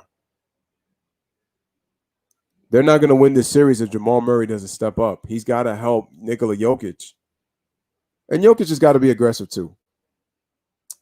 But yeah, man, I think Isaiah would have played longer had it not been for that Achilles tear, because that Achilles pretty much ended his career.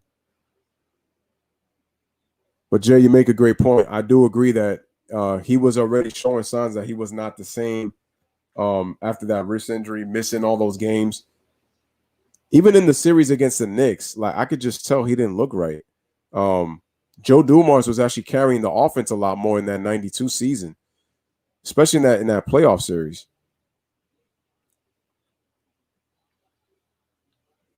And the thing is, he still made the All-Star team in 92. I think he didn't make it in 93. No. I think Zeke made the All-Star team in 93. I think that was his last All-Star appearance.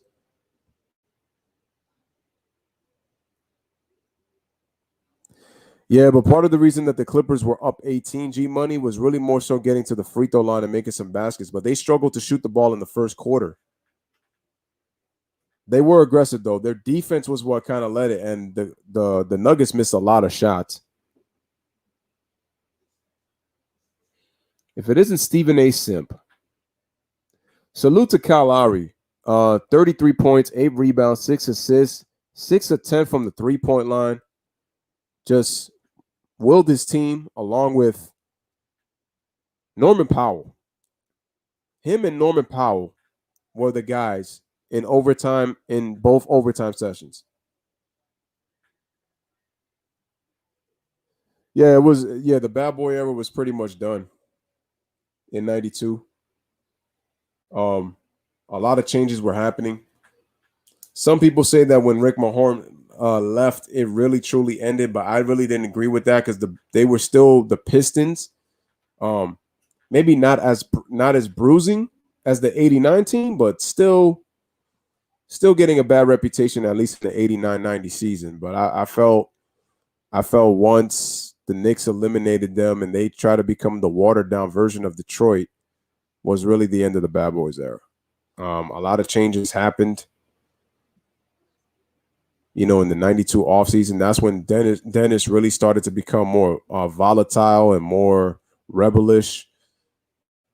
Like, that was when Dennis Rodman really became Dennis Rodman, just without, but this was the pre-colored hair and the pre-tattoos, because Rodman was pretty much clean at that point. But he was starting to get rebellious, though, showing up late to practices. This was the prelude to San Antonio Rodman, and then eventually Bulls Dennis Rodman, and then the Rodman we all pretty much know for the rest of his career. Yeah, Zeke was pretty much hurt though. Yeah.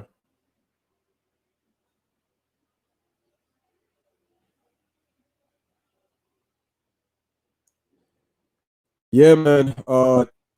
Jason Tatum, I felt kind of disappeared down the stretch. I felt like I don't know. I felt like Jason Tatum. To me, there were moments where I felt like he just was not there. If the if the Clippers the Clippers have got to look at it this way too. They have to smell blood if they go up 3-1, because then you'll give your guys a chance to rest and a chance to prepare. And Doc Rivers would be able to look. Right.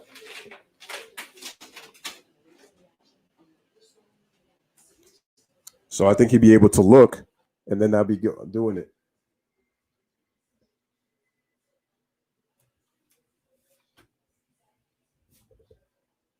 Well, I remember because Isaiah Thomas said that it was pretty much the end of the Bad Boys. I'm just saying they still had a little bit of it left.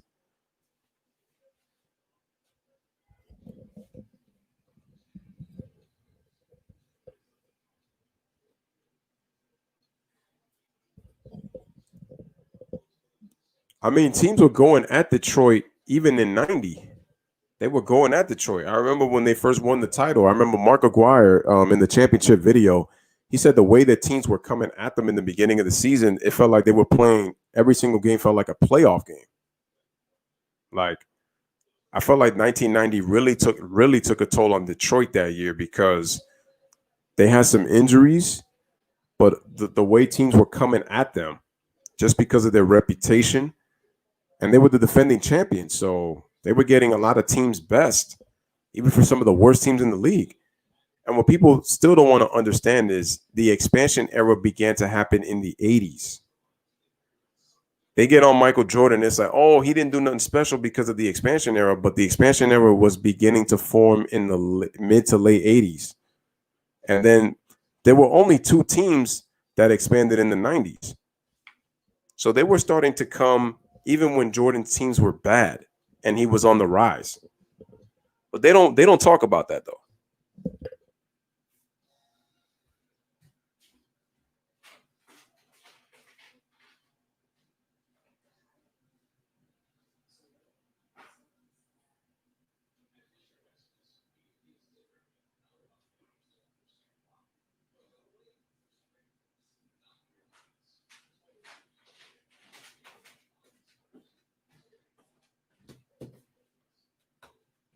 And again, if you guys haven't, make sure to like the video, subscribe to the channel, make sure to share on social media.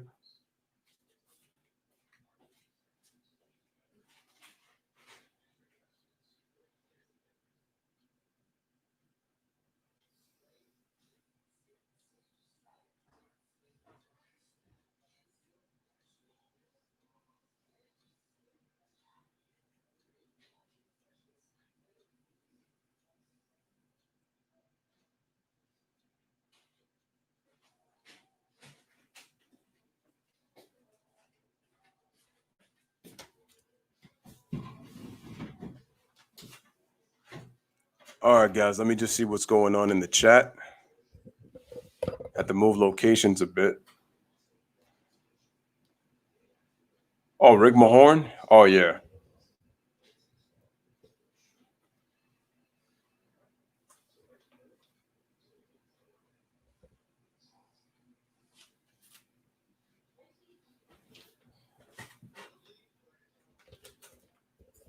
Well, that's the thing with Jordan, because Jordan may have cried to the league in 1990, but at the very least, he took his beatings, which is why that's what people don't want to mention. They're just saying that Jordan cried and, this and that. He did, but he took his beatings.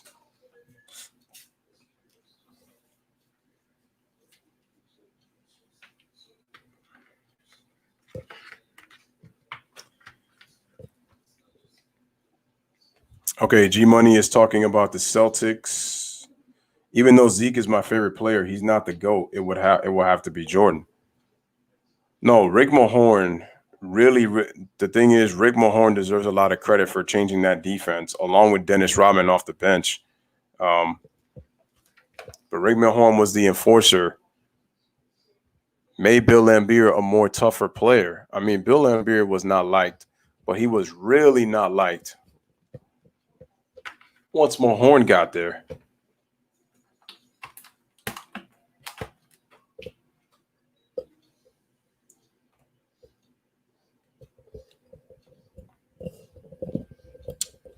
All right, guys. Keys for the second half for the Denver Nuggets and for the Los Angeles Clippers.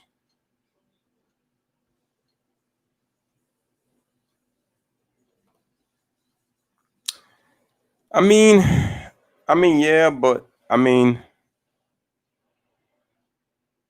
you could say that in a sense, G Money. You could.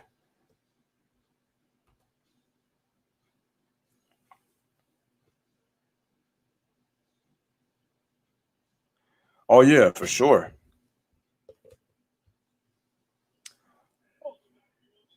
Oh, for sure, for sure.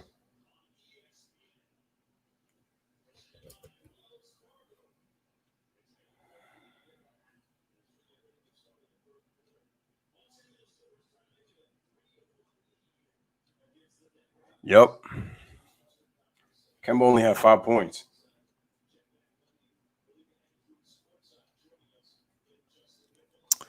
All right, guys, we're getting ready to start the second half. Third quarter is going to start. Bill Laimbeer was a very smart player, though. You hate him, but if he is on your team, you'll love him. Oh, of course. He's a player you love to hate if you're going against him. But if he's on your team, you'll love him. He was an intelligent player. And like I said, he was one of the originator stretch bigs in the NBA. Ironically, the Pistons series with the Jordan rules made him a better player. He started hitting the weights to get stronger, and he worked on the shot. Also, it made Jordan trust his teammates more as well. So it really taught Jordan. What it taught Jordan was, I have to get back to team basketball. I can't do it by myself. Which was that was Doug Collins' problem when it came to his type of philosophy. When it came to Doug Collins' philosophy, it was they were never going to win with him as coach. The Nuggets have not led the entire game. James Edwards, he was a glue guy for the Pistons. I like James Edwards. Shout out to AK-41. He says Dennis Rodman, the real GOAT. Jack Sigma, another guy who don't get enough credit. All right, guys, so we're back. Marcus Morris Sr. shoots the three, but he can't hit the shot. All right, here comes Paul Millsap, and looks like we got a foul on Marcus Morris Sr. We just started the third quarter, ladies and gentlemen. Smash the like, hit that subscribe.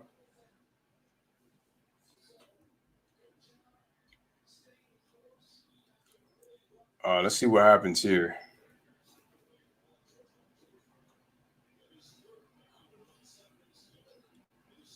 I love when James would post up and hit that turnaround jump shot. It was sweet. Oh wow, Gary Harris comes and just knocks down the three, and it is a 5-point game, folks.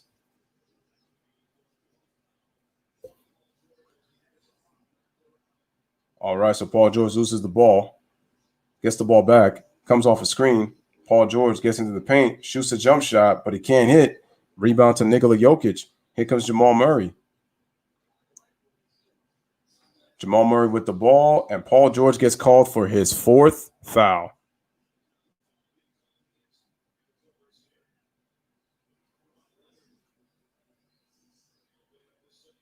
So Kawhi has his second. No, that's Paul George's fourth foul. He just wrapped his hand right around Nikola Jokic. And Kawhi Leonard fouls Jamal Murray in the paint. I think that's his second foul.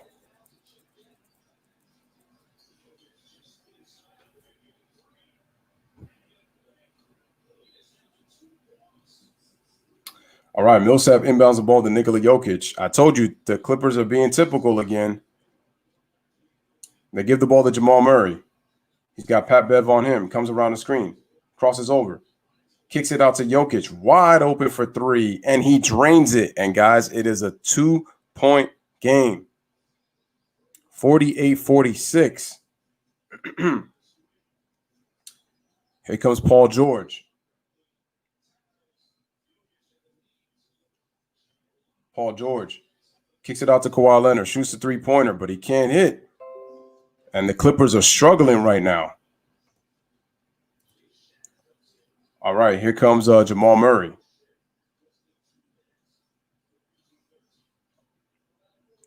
All right. And Patrick Beverly ends up on the knees, tripped Nikola Jokic, and he gets called for the foul.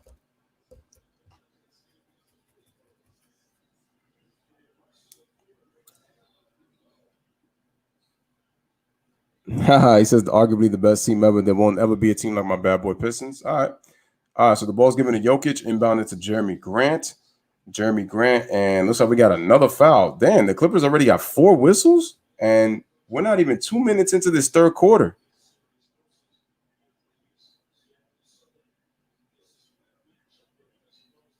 All right, so Paul Millsap already at the free throw line. First free throw. Knocks that down, 48-47. Yo, the foul calls already have gone up for the Clippers, man. It's a 1-point game already. They've outscored the Clippers 35-22 since that first quarter. Second free throw is good and ties the game at 48. And remember, the Nuggets have never led in this game. They have never led.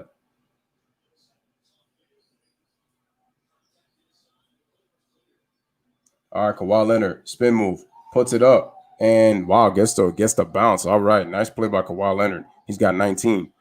Clippers go back up by 2, 50-48.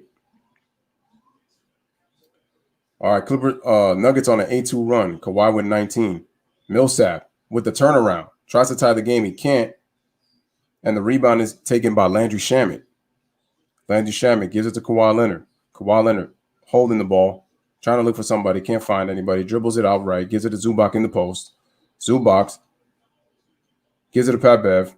Pat Bev takes it all the way to the basket, and he scores 52-48. Clippers go back up by 4.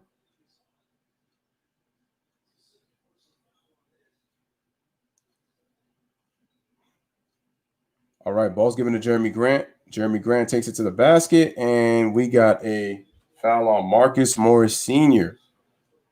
Clippers already in the penalty with 9:08 remaining. That's right. Mark Aguirre played at the Paul. That's right. Lambeer is a fighting Irish. No, that's what's up, Ron.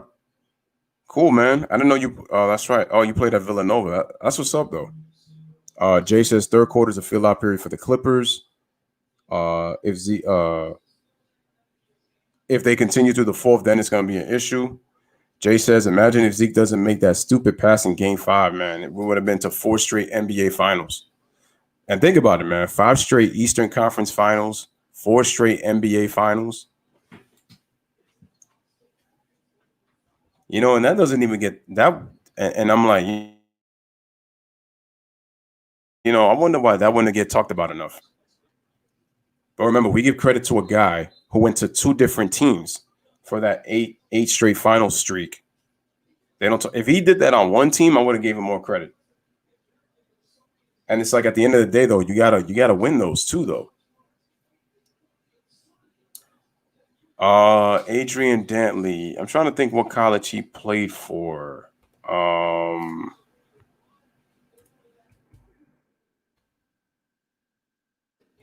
What college did Adrian Dantley play for again? Didn't he play for I think he played for Zubats. I think Dantley played for Notre Dame, and I think he also played for wasn't it California? I think he played he played in Cali, University of California, and then he played in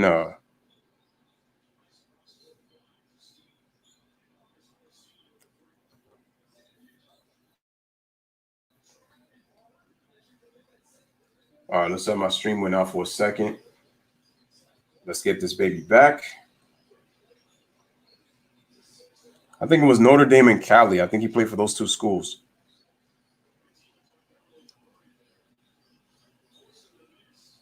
All right, SZ Wavy says Brick Simmons.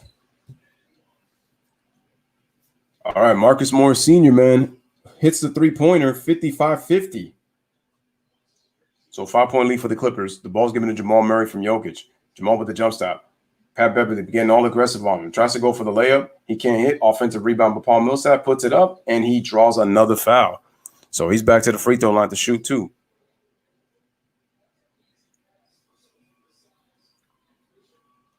Again, guys, like the video as you guys come in.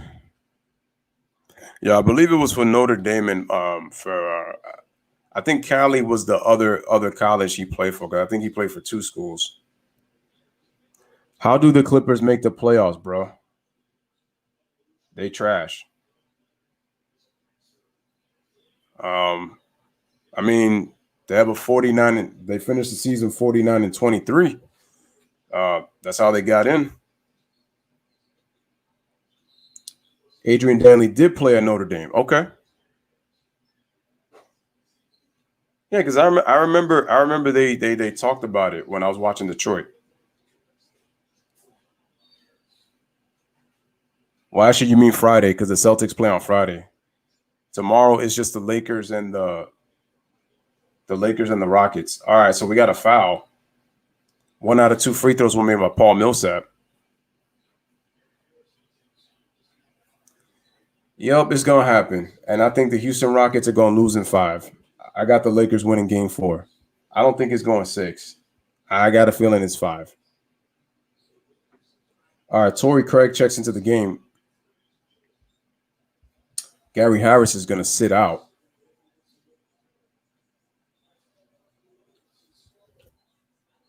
All right, man. Kawhi Leonard with the basketball. Goes all the way, gets trapped, gives the ball to Lou Will. Lou Will with the crossover. Bounce pass to Landry Shamet for 3, and he drains it. And the Clippers take a 7-point lead, 58-51. They go back up by 7. All right, here comes Jamal Murray. Jamal Murray bounces it to Jokic. Jokic in the post, kicks it out to Grant. Grant shoots a 3-pointer, but he can't hit. Rebound is to Kawhi Leonard. All right, here comes Kawhi Leonard. Crosses over on the Zubac screen. Takes it all the way to the basket with the reverse. Oh, but he misses the layup.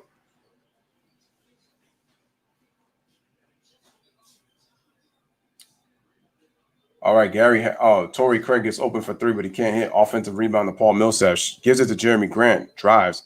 Gives it to Jokic. Being guarded by Zubac. Right block. Faces a double team. Him and Shamet. Can't find anybody. Nice pass. Passing. The Clippers defense is starting to recover, but then gets it to Grant on an open 3, but he can't hit. So the Clippers are closing out to the shooters. All right, here's the rebound to Kawhi Leonard. Kawhi Leonard drives all the way, and he draws the foul. And Kawhi will go to the line to shoot 2. SC Wavy says, which team are you rooting for? I really don't have a preference, honestly. I just do the games. I'm a Knicks fan, to be honest. I just do it for the love of basketball. I just do do all the teams that, and I just cover them. You know, it's for that.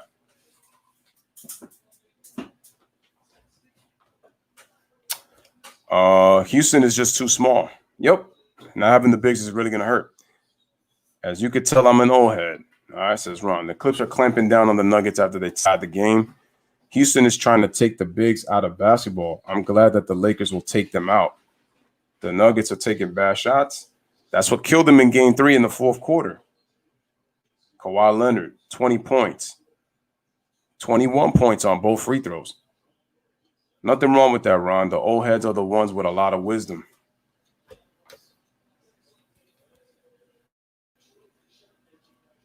Bro, I love the Knicks, man, but none of them are going to make the Hall of Fame. I mean,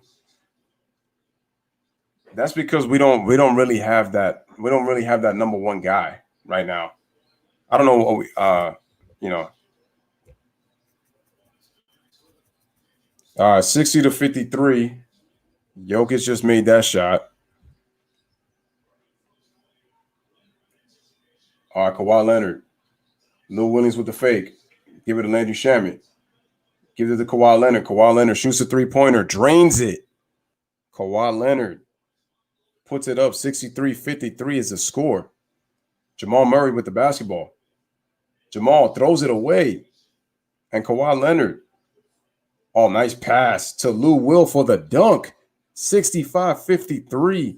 6:06 remaining in the third quarter. Timeout. Denver. The Clippers with a 12-point lead right now with 6:05 remaining. 6:06 remaining in the third quarter.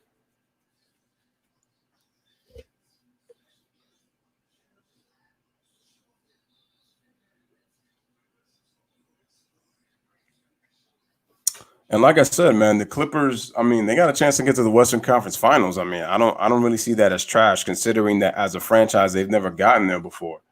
I don't know if it's because I don't know if you're not a Kawhi Leonard fan. I mean, that's cool. That's nothing.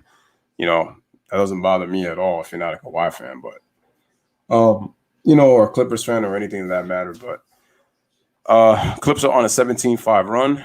Maybe they could run the team around with RJ, turn the team around with RJ Barrett. I mean, they're gonna have to build off of him right now until we could get something better.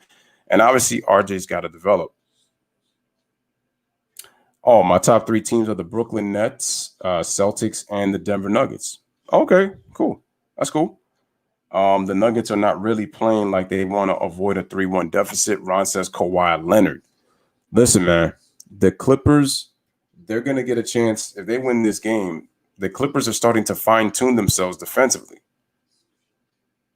Even though they've gotten a little complacent, it tends to happen throughout the game. The Clippers have gotten back and they're starting to play the defense that they're capable of playing. Also, am I, Jay? I'm a Kawhi Leonard fan. Kawhi Leonard is actually my favorite player right now because the man just plays basketball, doesn't get into any drama issues, with the exception of that January Jones, issue with that white actor, but that was her creating headlines. I just find it weird that she out of the blue was possessing her love for Kawhi Leonard when Kawhi's got 2 kids and is in a relationship.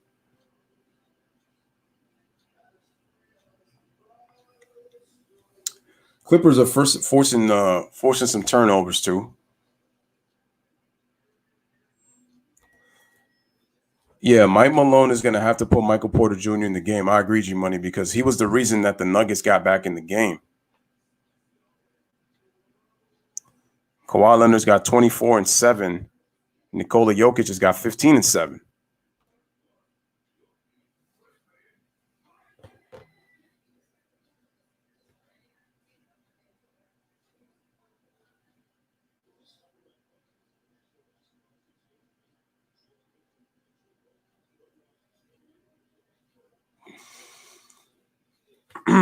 Again, make sure to hit the like as you guys come in.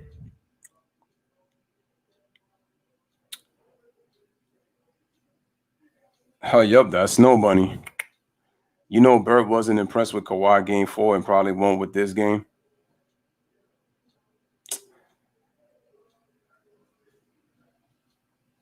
If the Clips close out this game, they will close out the Nuggets on Friday for game 5.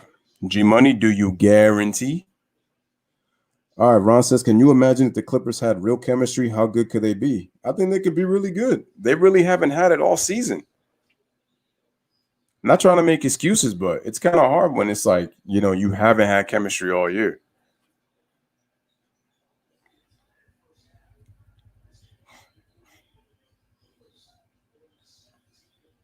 Look at that. After the Clippers got all those foul calls held on them, they went on a 17-5 run. That just shows you that even through bad refereeing, intelligent teams can play through that. The great teams.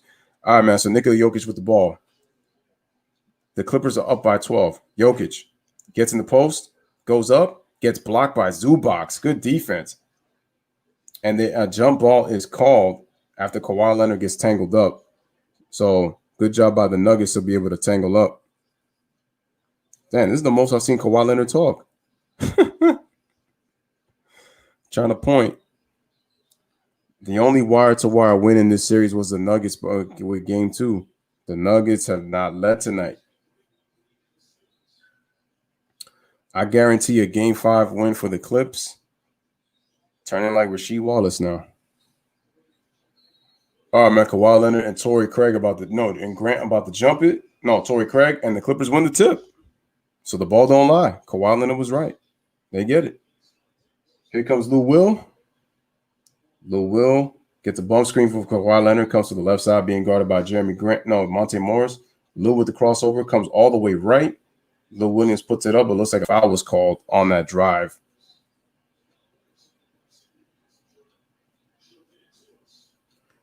Oh, so now Jamal Murray's headed to the locker room. Who plays tomorrow, Jay, in football?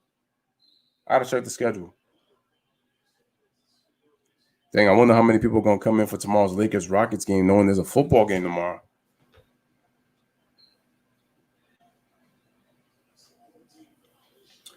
All right, man. So the ball's inbounded to Kawhi Leonard, puts the ball between his legs on Grant, takes him all the way to the basket, and we got another foul.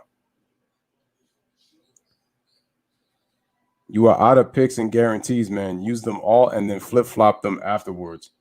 You already know what the response is going to be, right, Jay? Who's Kansas City playing? Are they playing the Patriots?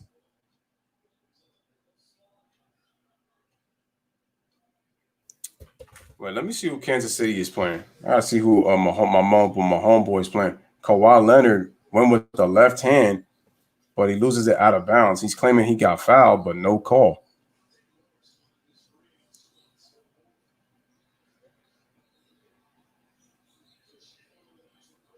Oh, they play the Texans tomorrow. Okay. They play the Texans. Oh, so it's Mahomes against Deshaun Watson. Woo! That's going to be a nice matchup. I can't wait to see the new weapons for the Texans that Deshaun got after the DeAndre Hopkins trade. Anyway, Landry Shamet misses the layup, but there is Zubac on the dunk. Puts the Clippers up by 14, 67-53.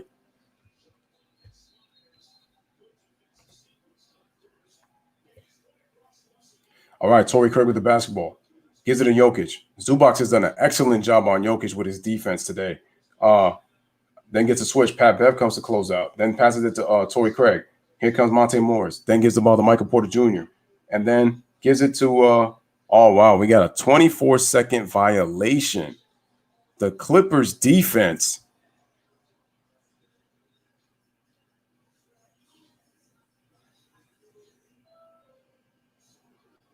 Oh, yeah. Deshaun got paid. I saw he got paid. I can't wait for that game, man. Damn, man. If I wasn't doing basketball, I actually would have did that game. I actually would have loved to do the Ravens against the Texans. That would have been dope. Clips are running through the Nuggets like butter on toast.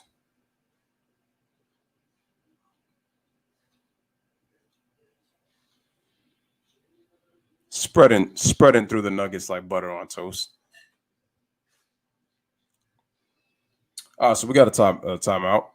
Again, salute to Jay for letting the other Jay know that was the Texans. But yeah, I looked it up and they're playing the Texans tomorrow, man. But I can't wait.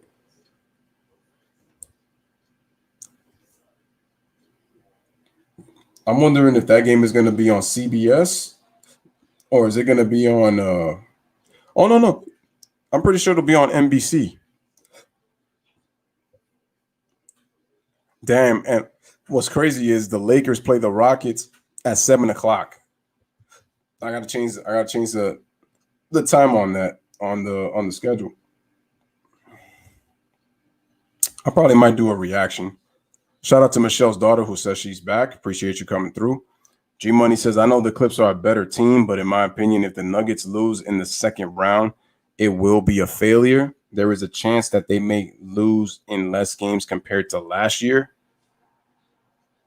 Well, remember last year was 7 games? Ryan says, well, can't say that just yet. We have to see when PG comes in if the lead is strong or less. NBA or I think NBC or the NFL Network. I think it's going to be on both. Jay. So I got to change that. I got to change the time to 7. So there's a time right there. All right, so I just changed the time for 7. Shout out to Michelle's daughter with the $4.99 donation. Doesn't say anything, but she wants to leave it. Thank you so much to my Bronx sister. I continue to continuously appreciate the contributions that you and everybody else has done to the channel. So I definitely appreciate that to my Bronx sister. Hope everything is good with you out there in Arizona.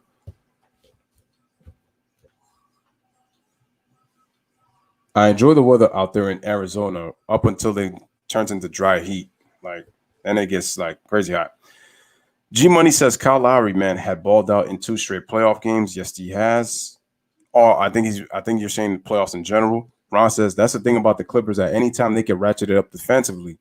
Jay says no, G Money. Will Barton is out. Can't choke with key injuries. Mike Malone may have an issue if the Nuggets lose this series. Maybe. And Ryan says salute to Michelle's daughter. Facts.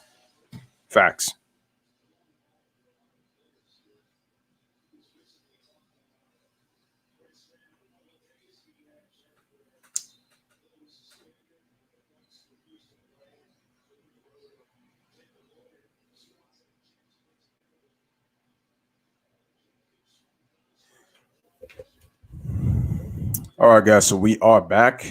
We got 4:31 remaining in this third quarter. Zubac has got 8 points and 8 rebounds. Has played very good defense on Nikola Jokic. Has not allowed him to have an impact on his game. And he's got 4 offensive rebounds. Something that has killed the Nuggets in this game. All right, so here comes Lou Williams. He backs the ball down. Kawhi Leonard trying to get open.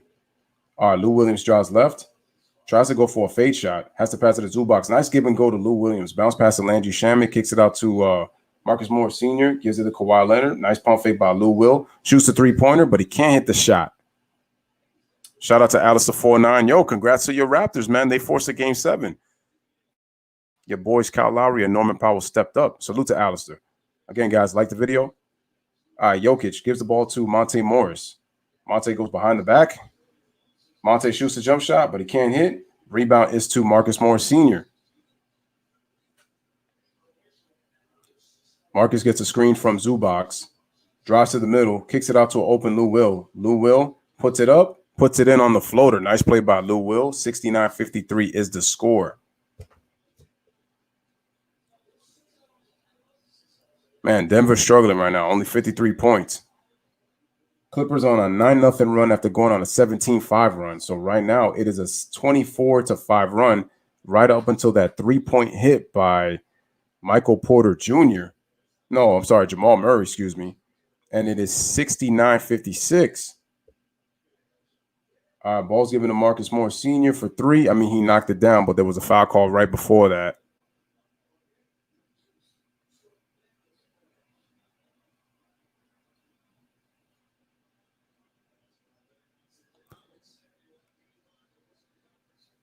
Jay says, Mike Malone never had a full roster, but yeah, he's still coaching. Hint, hint. Yep. If the Nuggets lose, then the Clippers were better. No choke. But no excuses. Injuries are a part of the game, man. Next man up.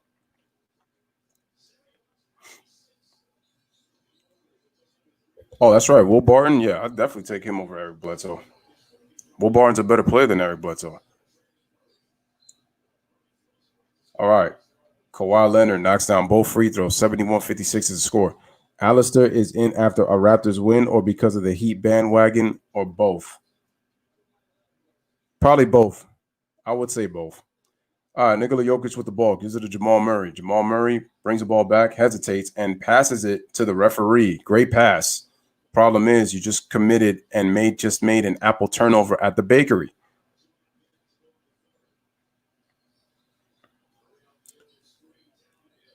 All right, man. So the Clippers have 6 turnovers, so they've cut their turnovers down. The Nuggets have 12. Marcus Morris Sr. gets open, shoots the 3-pointer. Oh, just missed. The ball spinned in and out. Couldn't get the bounce. Terrence Ross over Eric Bledsoe. Ha! Another one. All right, Jamal Murray shoots a shot off the glass, but he can't hit. And Jokic right there on the offensive rebound and scores 71-58.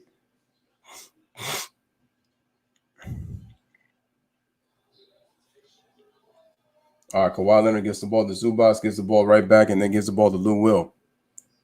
Lou Will gets all the way, decides to flip it up. Does that count? Is that going to count? Looks like it is going to count. So it's 2 plus the foul. What a scoop by Lou Will. Man, what a wild flip shot.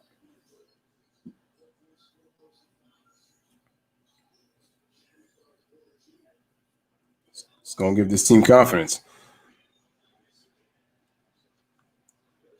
Here we go. Lou Will on the free throw. Oh, but he misses. Yeah, I agree. That term gets G Money uses that term like a little way too much too. Michael Porter Jr. on the crossover gets into the paint. Another block by Zubac. Puts it up. Another block. Man, Zubac is being a terror defensively in the paint right now. Zubac's playing great defense. All right, here comes Lou Will. Gets a screen by JaMychal Green. Bounce pass. JaMychal Green. Lou Will. Lou Will passes it off to Landry Shamet. Open for three. And damn, the ball spins in and out, so he couldn't get that. I'll take Johnny. Oh, my God. Johnny Newman. That's throwback. Play for my Knicks. Jamal Murray gives it to Jokic. Jokic puts it up. Wow, air ball. Zubac is playing great defense on Jokic. Kawhi Leonard takes it all the way. Kawhi Leonard puts it up. Gets blocked. Here comes Jokic. Jokic, man, takes it all the way, and he gets fouled. He actually kind of traveled right there, but wow, hell, I would take Trent Tucker over Eric Bledsoe. Hell, I'd take Pete Myers over Eric Bledsoe. I'd take Doc Rivers when he played point for my Knicks over him.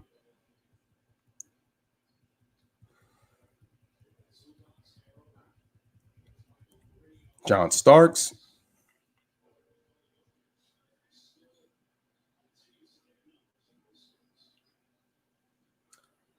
All right, man. Zubac sits on the bench. How about Julian Newman over Eric Bledsoe? Jokic makes both free throws. How about Juan Dixon? Juan Dixon over him. TJ McConnell over him. All right, Lou with the ball. 73-60 is the score. Lou Will attacks the paint. Good deflection.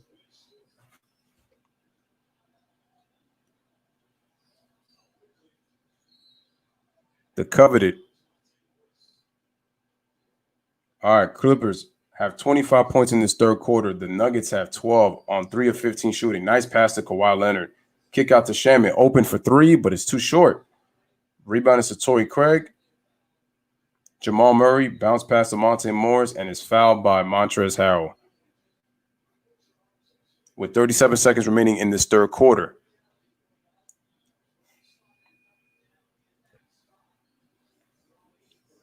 All right, so the free throw line, Monte will go to the free throw line to shoot two.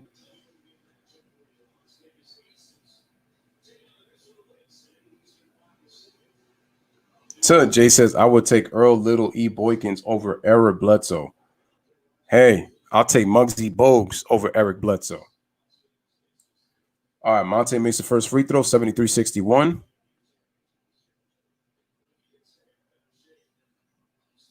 Mr. Tyrone Muggsy Bogues, man.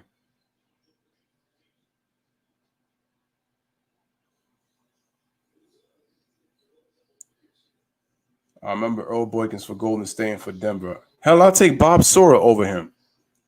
All right, man. 73-62 is the score. Kawhi Leonard with the basketball. 11-point lead for the Clippers. Kawhi pump fakes. Kicks it out to open JaMychal Green for three, but it's too strong. Rebound Jamal Murray. Jamal Murray bouncing the basketball on the 20 seconds remaining. About a 4-second difference between shot clock to game clock. Jamal Murray with the crossover. Trying to draw the foul on Kawhi Leonard. Monte Morris is giving the ball, and he draws the foul on Lou Williams, getting his feet up in the air. So he will go to the line to shoot two to get this within single digits.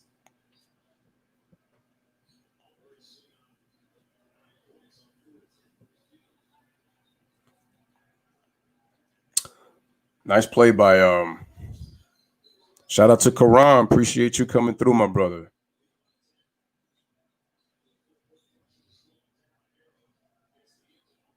Oh, wow. So he missed the first free throw, still 73-62 with 5.3 seconds remaining. Monte's only got 2 points, and he hasn't hit a shot from the field. Knocks down the second free throw. So it's a 10-point game.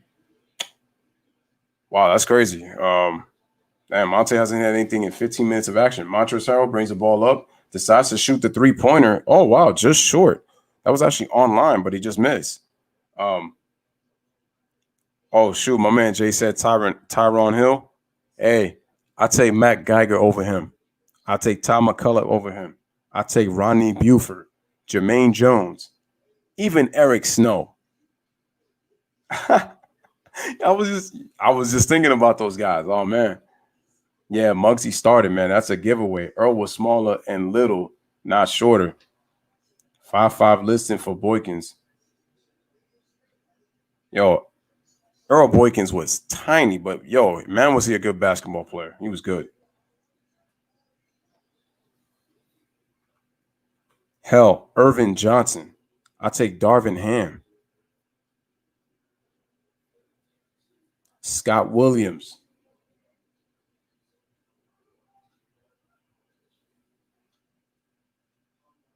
I mean, the list just goes on and on and on and on and on for Eric Bledsoe. Like, bro, that's how bad you are. The Clips are 1 quarter away from having a death grip on the series and going up 3-1.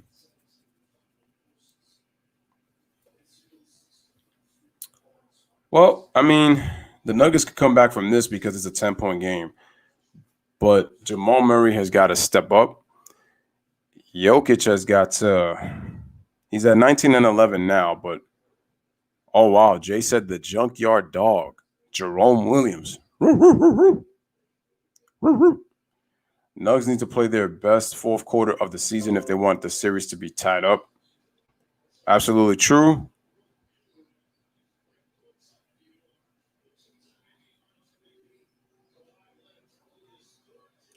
My man Jay said 3-0 Ratliff.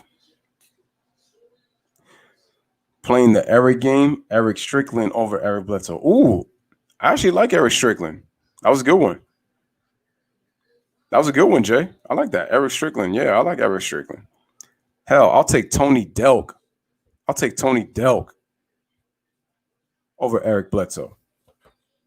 Damn, Murray gets guarded by Beverly, then Paul George switches onto him, and then Kawhi switches onto him. Oh, don't forget Marcus Morris because he gets switched onto him too. That's what I said. If Utah had those kind of players, it'd be different.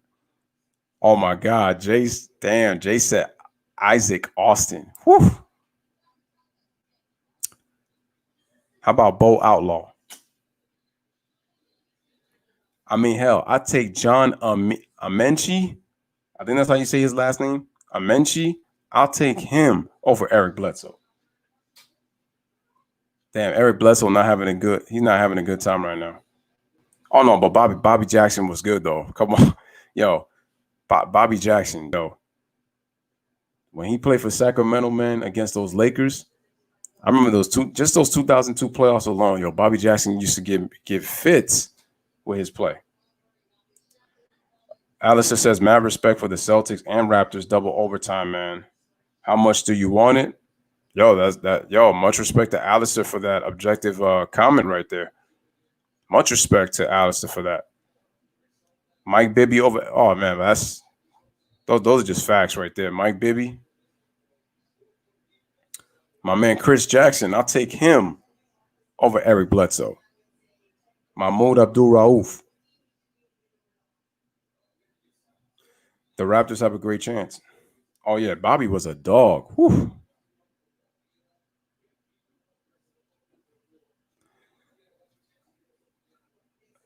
Karan says, G Money, what's your NFL team? No, I don't think G Money watches football. I think his thing is basketball. Yeah, his thing is basketball. Oh man, we got the Steelers in week 1. Whew. Damn. It's not gonna be easy. It's winnable. I don't know if we're gonna win, but it's winnable. Our game against Pittsburgh is winnable, but I don't know if we're gonna win that game. I'm really interested to see how how our team does against that Steelers defense on Sunday. All right, 73-63 is the score. Here comes Monte Morris, passes it to wow. And the Clippers almost get the deflection on that turnover, but no. Look at that. The Clippers have a 10-point lead with Paul George only playing 16 minutes and has committed 4 fouls with only 4 points. Ish Smith.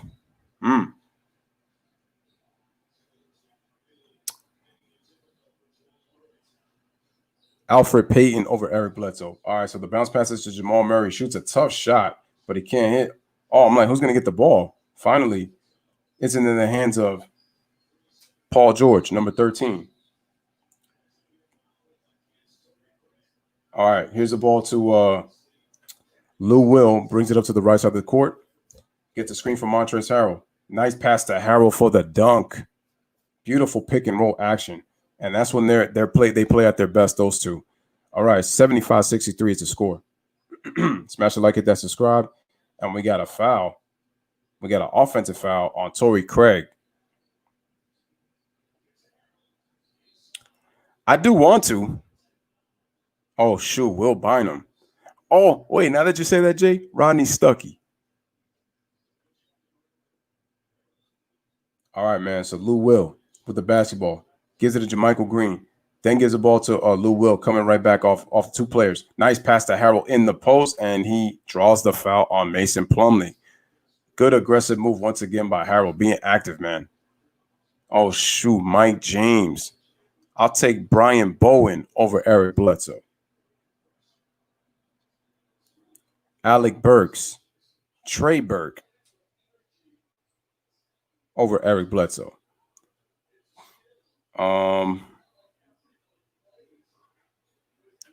I want to see. I might actually do my Giants against the Steelers, man. I'm thinking about it. I would love to do that. What time do my Giants play on Sunday? Let's see. Let's see what time we play.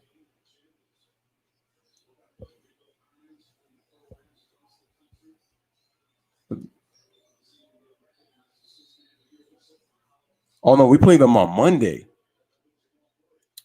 Oh, that's part of a doubleheader. Oh, okay. I don't see us beating the Bears in week 2.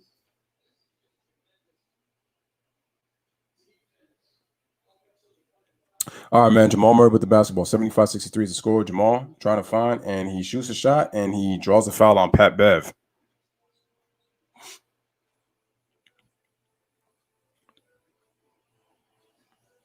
Yeah, that's a Monday night game. And Jay's right. Yeah, I agree with Jay is absolutely right. I think Mike James is kind of the James Harden today. We got the Steelers on Monday. We got the Steelers this upcoming Monday, and then we got the Bears in week 2. I say we lose to the Bears. I want to say we could beat the Steelers. I feel like we might lose to them in a close game, but I'm gonna go be confident in my team and say we beat that team in a nail biter. All right. 2 free throws were made, 75-65. Jamal Murray makes 2 free throws, 10-point game. Here comes Lou Will. Gives the ball to Paul George, sets a screen. Lou Will takes a tough shot, but he draws the foul. Looks like the foul's going to be on Michael Porter Jr. That's going to be a good game.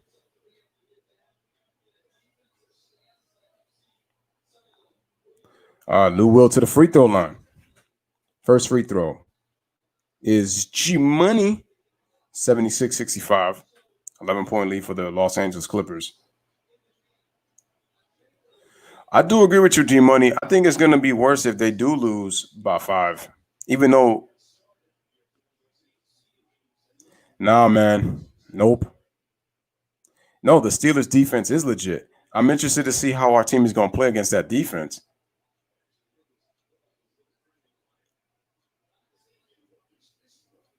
All right, so he only makes 1 out of 2, so it's an 11-point game. Yeah, it's like I said before, they got Murray on lockdown. Wait, did they call an offensive foul on Torrey Craig?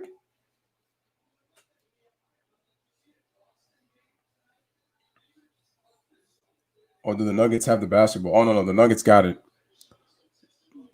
Yo, that's true, man. Cam, TJ.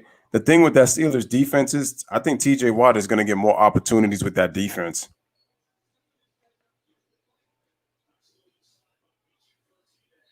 I got to see how Big Ben does against the Giants. All right, Jamal Murray with the jump shot. He can't hit. And the rebound is to Pat Bev.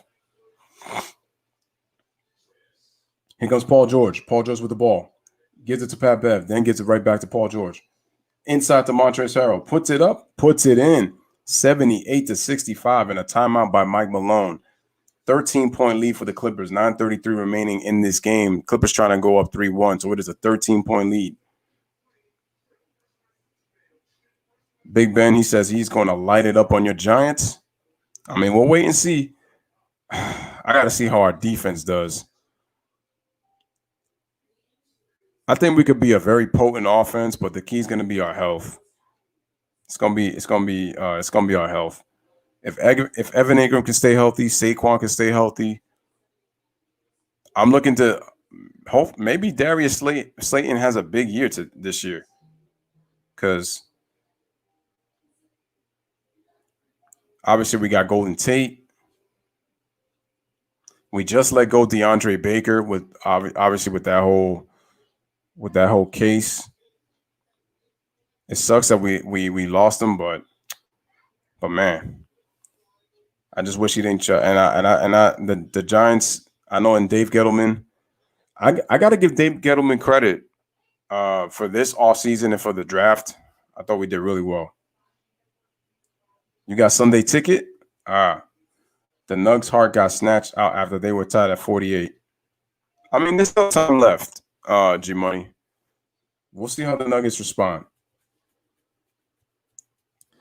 Yeah, I mean, the Nuggets are not a good defensive team anyway. They get, I told you, if you pick and roll and screen roll them to death, they are not good at defending that. They're not good at defending the pick or the screen and roll. That's a big weakness of the Denver Nuggets. Nice, Karan.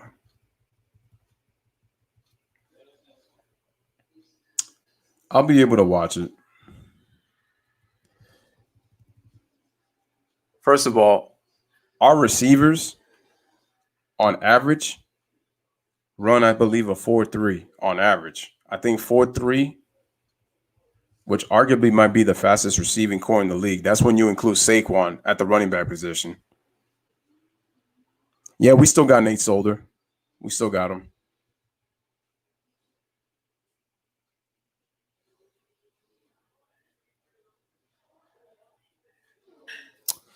Well, I mean, after Billy Donovan got fired, Karam, who would be a good – well, let me ask you, Karam, for a team like that team right now, who would benefit most at that head coaching spot?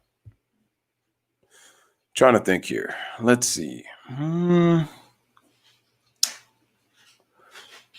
Well, it's going to have to be a coach who gets the respect out of his players. OKC should get Mark Jackson, Ty Lue, or David Blatt.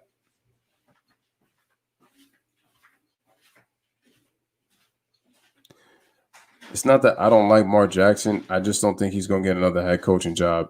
Maybe Tyronn Lue, but considering what happened to him in Cleveland, especially when LeBron ran all over him.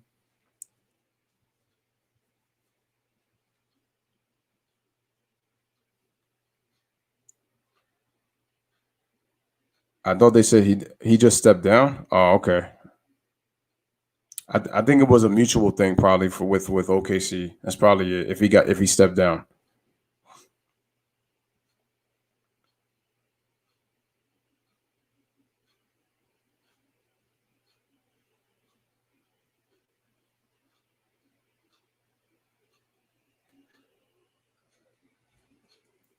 I mean, I know the Lions lost some defensive starters. I don't know. Maybe they think that the Bears won't play good in terms of quarterback play. All right, Jokic open, shoots a three-pointer, but he can't hit the shot.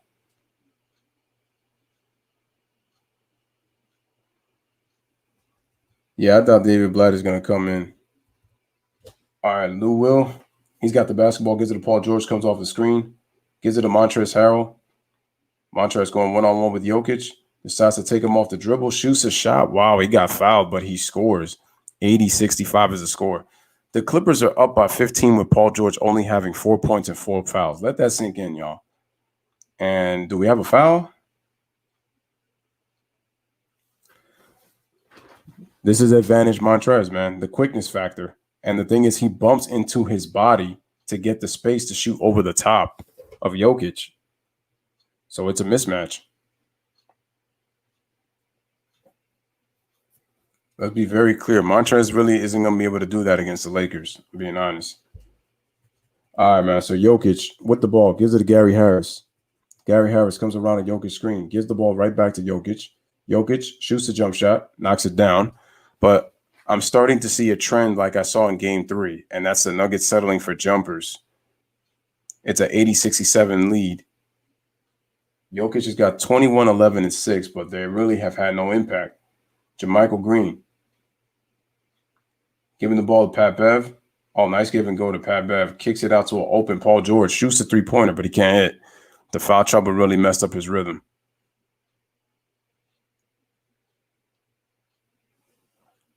All right. So Jamal Murray shoots a jump shot, and he draws the foul on Pat Bev.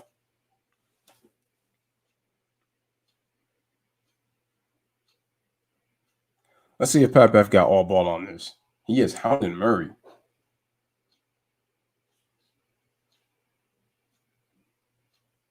Let me see. Did Pat Bev get all ball on that? Looks like there was body contact. I think that's probably what it was all, body contact. But Trubisky always destroys the lines, though. It depends on what the Thunder want to do. The coach they hire depends on whether they run it back or blow it up. Good point, Ron. So it looks like we got a timeout with 7:57 remaining in this game. So it looks like they're going to challenge that. I don't know if he's going to win that challenge, but we'll see what happens after this timeout. Score is 80-67, 13-point lead for the Los Angeles Clippers. Karam says, Ron, honestly, they will blow it up. You think so?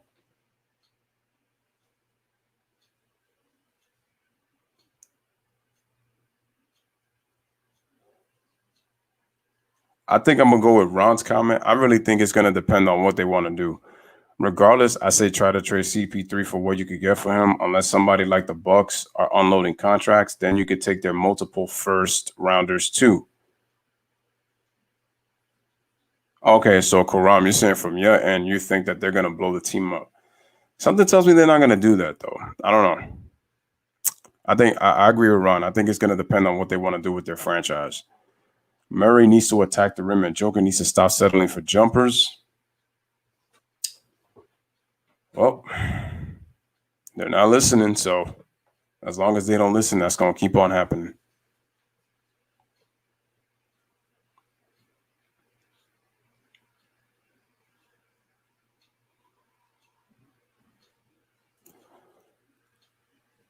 All right, G Money says Clips got Murray on lockdown. Oh, I said it.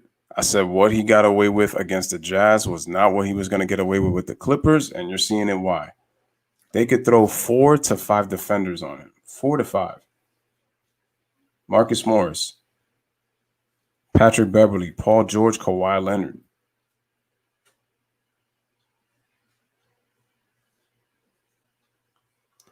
Billy Donovan decided to step down because of the Thunder decided to go in a different direction, and that is going into a rebuild. I guess they are going to rebuild then. Monte Morris only has 2 points. Monte Morris has been terrible. Jamal Murray's been terrible. And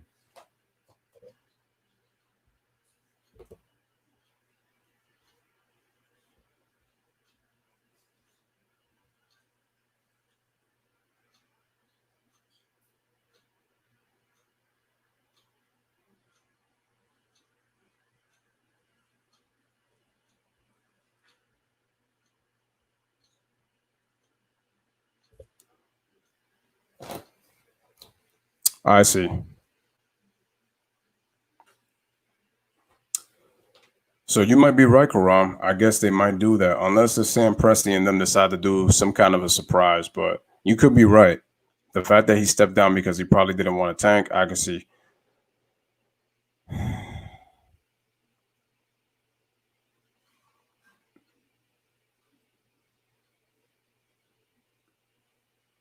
Let me see. Did Pat Bev get the call? Well, Jokic stuck his butt out. Jamal Murray also elbowed him.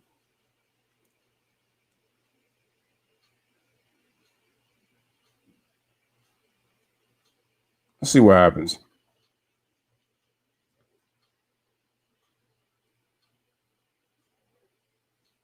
Yep, said that too versus the Jazz, man.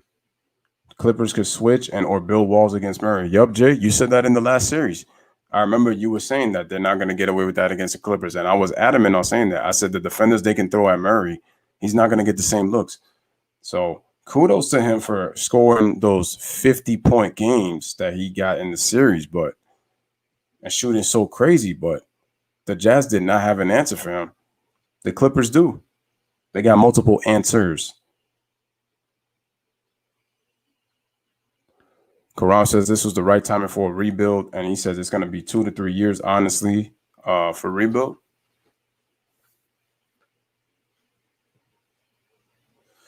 If they do rebuild, I wonder who they would give up on the team. I know Alexander stays. Lujen Dort is going to stay, just looking at what he just did in the bubble. Gallinari wants to go to another team, so they're most likely going to lose him.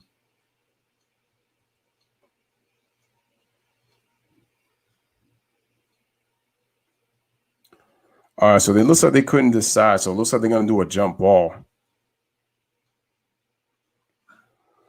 Clippers have outscored the Nuggets in this quarter 7-4.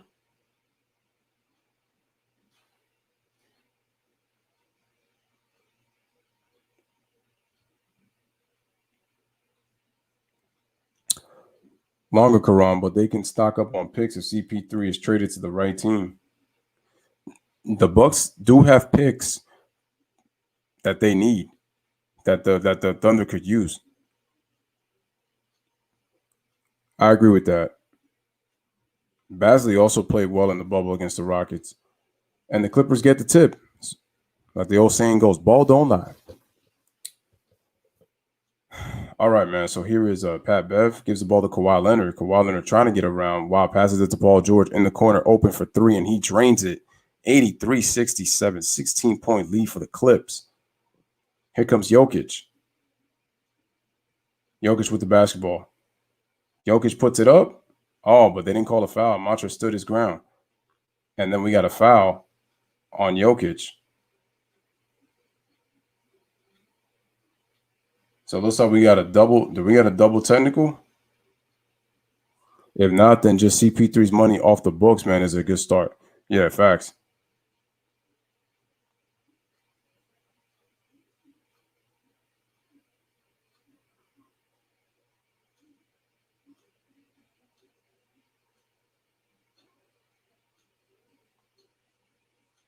Damn, what's up with Jokic with that foul, though? He's frustrated.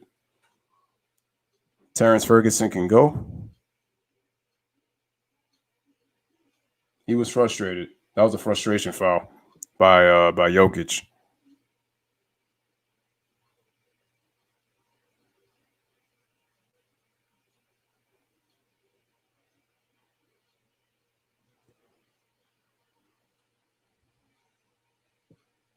I heard the Thunder were thinking about rebuilding the season, but Chris Paul came there, kind of liked what he saw, and said, let's play. And did an unbelievable job. Dana Barros over Eric Bledsoe, but Barros was cold, though, and he was only 5'8". Jokic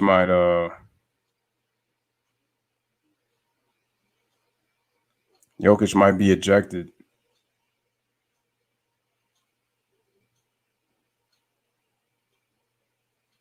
Is Jokic gone?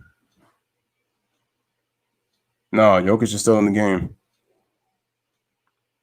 So they just called a common foul on Jokic. That's his fourth foul, though.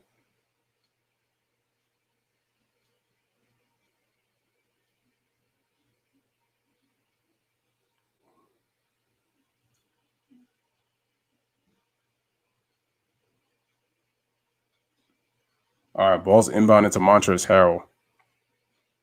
Gives the ball to Kawhi Leonard. Kawhi Leonard's got Grant on him. Paul George comes off the screen, shoots a three-pointer. Uh-oh. knocks it down into 19-point Clippers lead, 86-67. Timeout Nuggets.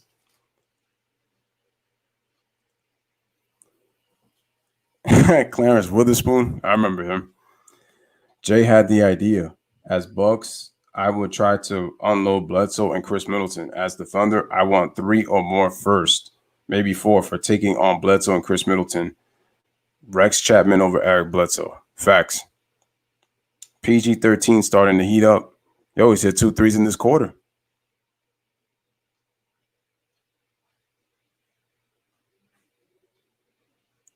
This guy here with the over Bledsoe thing.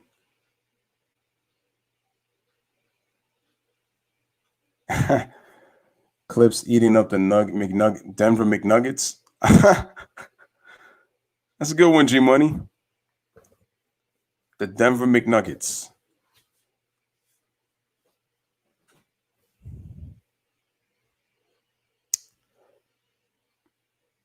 If I can unload that CP3 deal and willing to take Middleton and Bledsoe and a couple of first rounders, I take it. Because that's money off the books.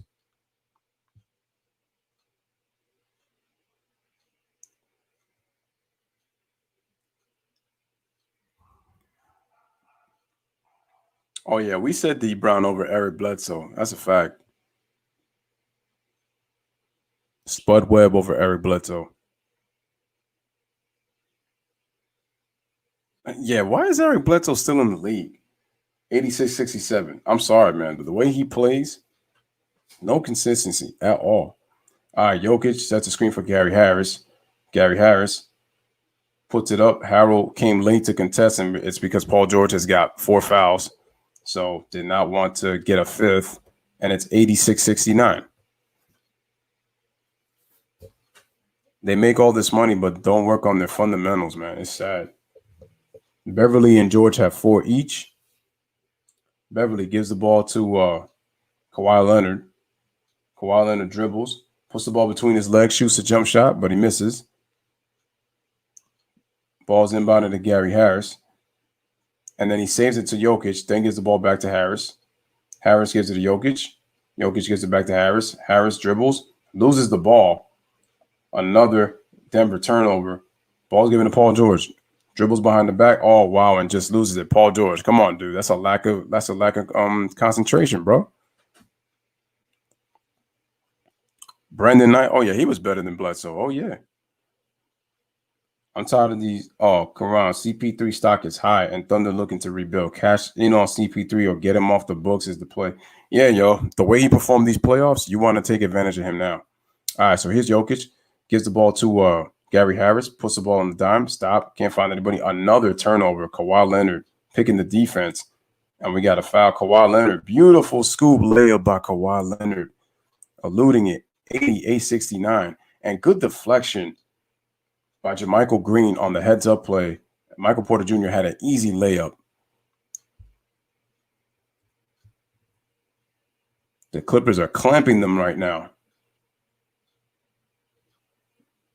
5:35 remaining in the game. It's a 19-point lead, 88-69. The ball's inbounded to Jokic, spins off of Harold, and loses the basketball. Another Nuggets turnover. George, wide open for 3. He can't get the bounce. All right, rebound is to Gary Harris. Gary Harris puts a full head of steam, takes it down to the basket, and he draws a foul on Kawhi Leonard. So that will be Kawhi Leonard's 3rd foul.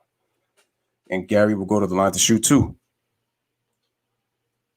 Brandon Knight over Eric Bledsoe. Ron, that's 2 overrated players. Not saying a whole lot. Devin Harris over Eric Bledsoe. Ooh, former All-Star. Kerry Kittles over Eric Bledsoe. Lucius Harris over Eric Bledsoe.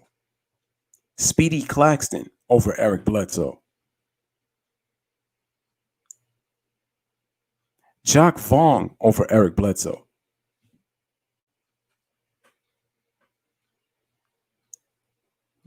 They're overrated and they're still better.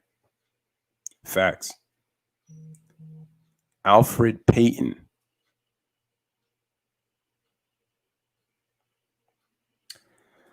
I really liked his 2002 when he played for the Nets. Kerry Kittles, Kerry Kittles was solid. He was very solid. All right, 88-71. Kawhi Leonard with the basketball. He's got 28 points. Gets to the paint. Nice pass to Harrell. Puts it up. And with a monster jam, Montrezl Harrell is looking like Montrezl Harrell in this game. 90-71. All right, here comes Jokic. Oh, man, Larry Hughes. Jokic shoots a three-pointer. Drains it. 90-74.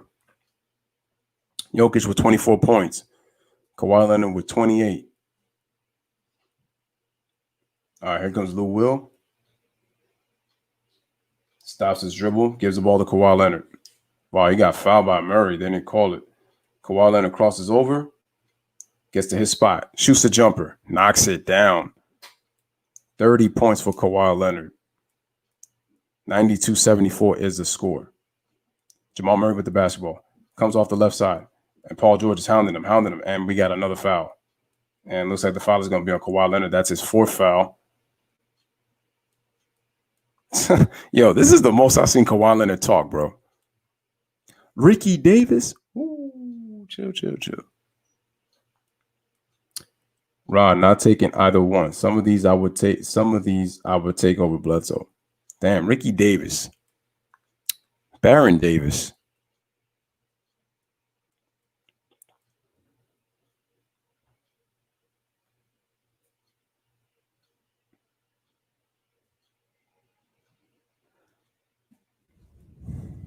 I'll take Daryl Armstrong over Eric Bledsoe. I'll take Christian Laettner over Eric Bledsoe. Brevin Knight?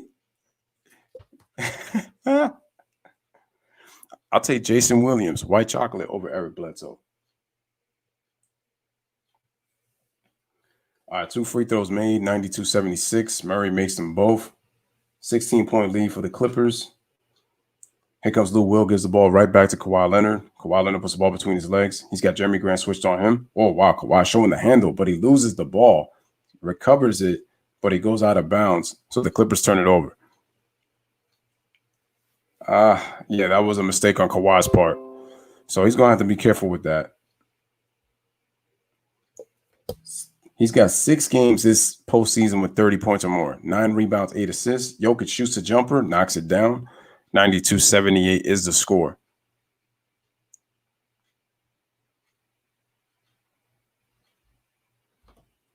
All right, man. So Montrezl Harrell's got the ball. Gives the ball to Paul George. Comes off the screen. He tried a bounce pass, but the ball was kicked out of bounds. Look at that. And Bobby Schmurder, a.k.a. Reggie Jackson, didn't even play today. He didn't even play today. Reggie Jackson didn't even play today. Oh, wow. Cherokee Parks. I'll take Jaren Jackson, Sr., over Eric Bledsoe. Marcus Morris passes it to Lou Will. Lou Will just throws it up. Montrezl Harrell. He's trying to say it hit the shot clock, but it did not. It hit the rim, but it did not. So it's a turnover. 24-second violation. Oh, my God. Hubert Davis.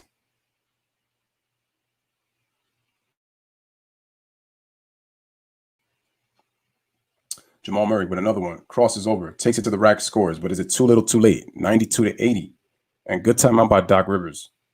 Don't want to get sloppy at the end of this game. So we got 3:14 remaining in this game. Clippers with a 12-point lead by the score of 92-80.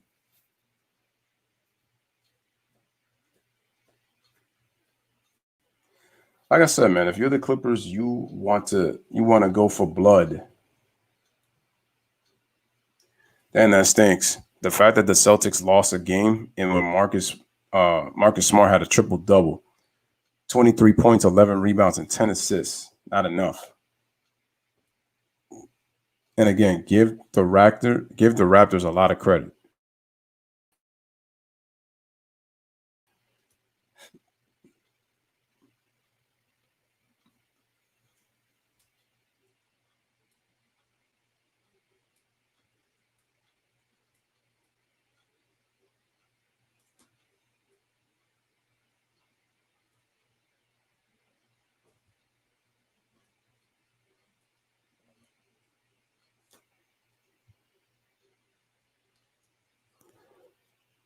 All right, man. We got 3 minutes and 14 seconds, man. The Clippers, are they going to get it done? Doc Rivers over Eric Bledsoe. Oh, yeah. Nuggets would need a miracle to tie things up. John Battle. John Battle. Wow. Clippers need to be careful not to be careless. I got the Raptors to win a hard-fought Game 7. I picked the Raptors in 7 games. The Celtics have woken them up with bad execution down the stretch. Kawhi Leonard gets the ball to Paul George, gives it back to Kawhi Leonard in the post. It's 5 on the shot clock. Kawhi. Oh, no, nice turnaround. Oh, but he can't get the bounce, so he misses. Rebound is to Jokic. The Nuggets are going to have to kind of score quick. Murray only has 15 points. Jokic has got 26. Jokic backing down Zubac, gives it to Murray. Then Jokic shoots a turnaround 1-footer, Dirk type, but he can't hit the shot. Kawhi Leonard with 10 rebounds. So that's a double-double. I think that's his 5th double-double in the playoffs. Here comes Lou Will. Lou Will spaces it out, comes off the screen, shoots a three-pointer, and he drains it, but they call an offensive foul on Ivica Zubac. So that's another Clippers turnover. Jerry Stackhouse next in line for the Thunder head coaching job. Hey, that'd be a nice, good shot for Jerry. Jokic sets a screen from Murray. Murray takes a step back, shoots a three-pointer, and he drains it. 92-83, so it's a 9-point game. Under 2 minutes remaining. The Clippers have got a Kawhi Leonard. Nice pass to Zubac for the dunk, 94-83.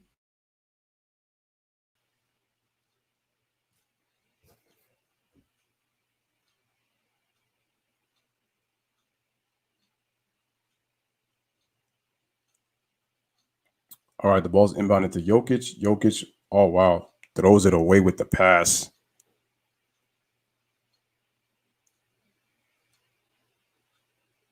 Nice play by Kawhi Leonard right there on that wraparound pass to Zubac for the dunk. That's a Dale 3. I'll take Robert Pack over Eric Bledsoe. All right, Kawhi Leonard's dribbling the basketball. Nice bounce pass to Marcus Morris. Marcus lobs it to Zubac. Zubac puts it up. He misses. And that will be Denver Nuggets basketball with 1:20 remaining.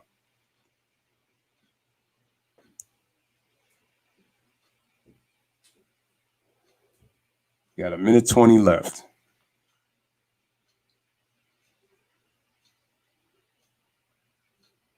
That was good defense by Jokic.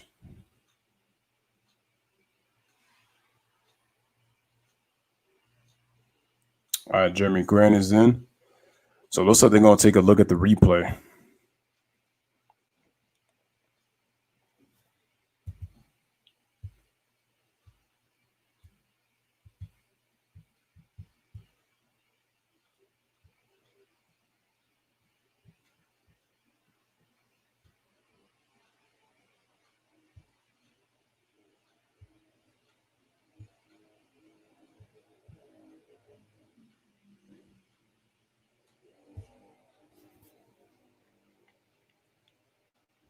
So they're trying to see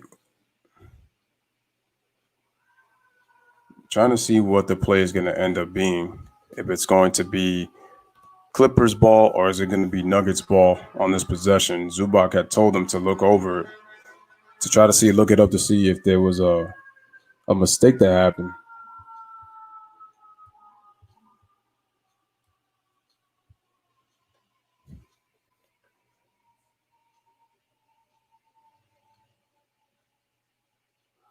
Oh, wow. My man said Vern Fleming, Haywood Workman over Eric Bledsoe.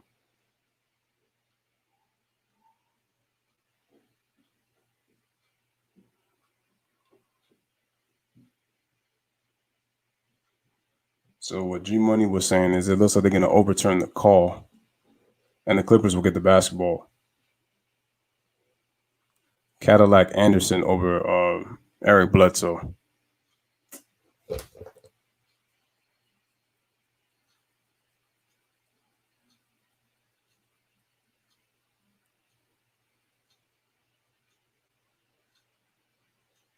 I'll take Anthony Peeler over Eric Bledsoe.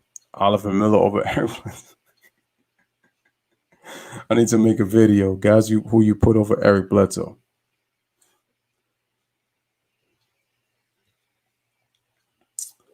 All right, man. So we got an inbound pass, Marcus Morris, and we got a timeout.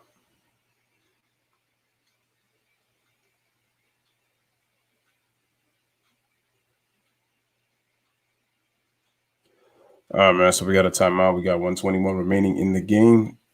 It says 120, but it shows 121, so it really should say 120. Score is 94-83. Clippers with an 11-point lead, and they are on the verge of defeating the Nuggets to take a 3-1 lead.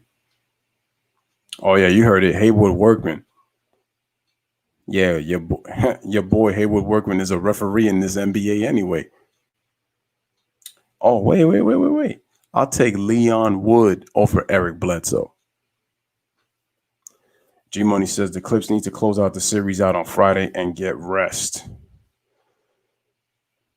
But at the same time, you don't want too much rest. I feel like they should get some practices in between. That way they could tune up their defense. And then offensively, same thing.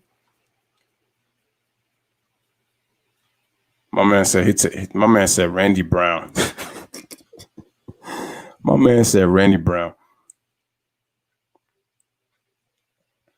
Oh, wow. Shout out to my man, Chris Wedge. He says, I'll take Snack King, Dr. D, or Brother Lou over Eric Bledsoe. Facts. You ain't lying.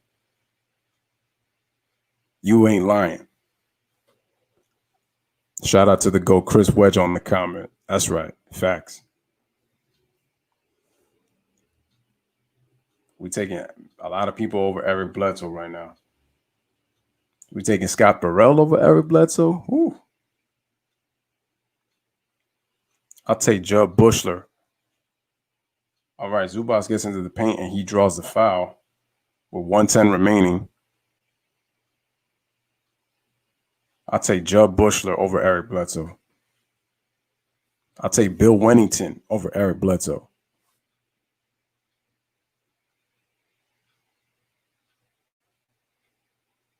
I'll take Damon Stoudemire over Eric Bledsoe. Oh, but Zubac misses the free throw. The Clippers have done a good job passing the ball. Like, as soon as they move, they are able to,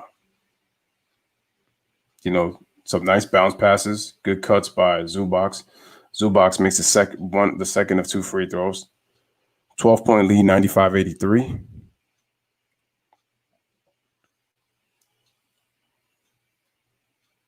Okay, Gary picks up the ball. It's a 4-possession game. Oh, wow. Almost a turnover, but I think the ball was kicked off of Kawhi Leonard. Also, they said the Clippers will have it. Another Nuggets turnover.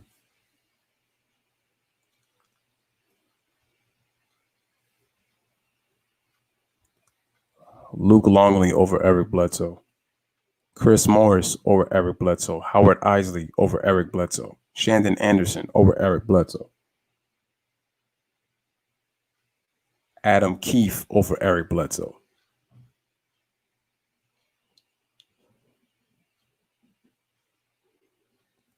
Oliver Miller's problem was weight. His first year in Phoenix, he was showing that he could have really been a pretty good player. Same thing with Richard Dumas. And I'll take Richard Dumas over him too.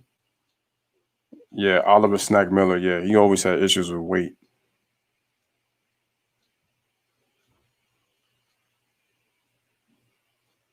But when he was in playing shape in his first year in Phoenix in his rookie season, he could run the floor. He was a very good shot blocker, and he could shoot the mid range. So Oliver Miller was a good solid center that one season. Oh yeah, Orlando Woolridge was good. I think Orlando Woolridge made an All-Star team.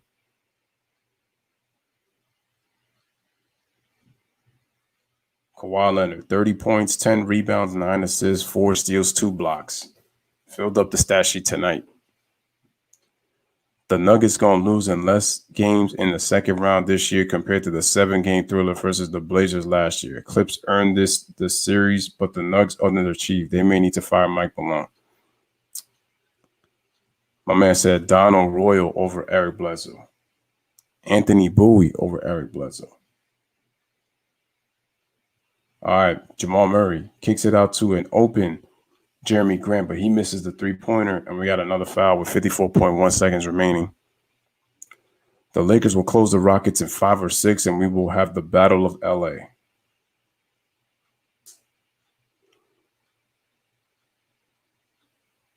Richard Dumas had a cocaine habit.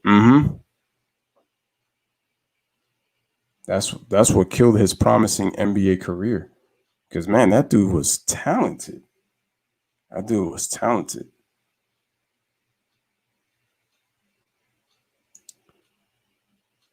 Damn, Andrew Shaman missing free throws too? What's going on with the Clips?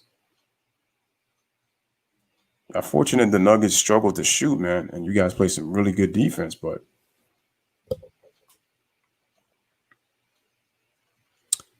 all right, here's the free throw. All right, 96-83. Y'all should be up 98-83.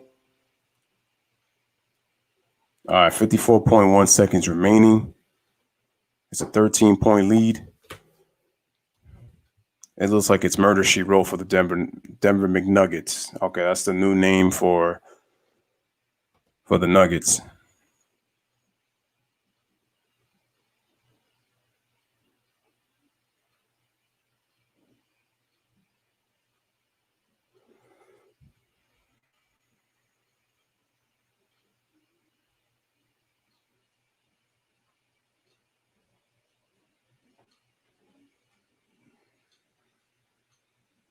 All right, man, we got 54 seconds remaining. All right, so they got the first team and second team defensive teams. Ben Simmons, Marcus Smart, Giannis Antetokounmpo, Anthony Davis, and Rudy Gobert made first team. Second team, Pat Beverly, Eric Bledsoe, Kawhi Leonard, Bam Adebayo, and Brook Lopez are your first and second team All-NBA defensive teams. I think Kawhi Leonard made second team last year. But Kawhi was on first team in 2015, 16, and 17.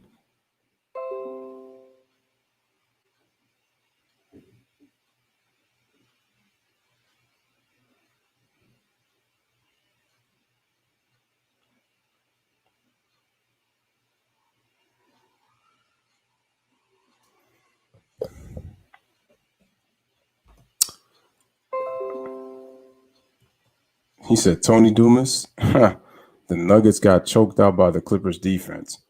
Oh, Scott Pollard over Eric Bledsoe. PJ Brown over Eric Bledsoe. For Sean Leonard over Eric Bledsoe. All right, Murray gives the ball to Jokic. Jokic fakes. Gives it back to Murray. Murray dribbles. Jokic open. Shoots a three-pointer. Can't hit. Rebound is to the Clippers. And do we have another foul?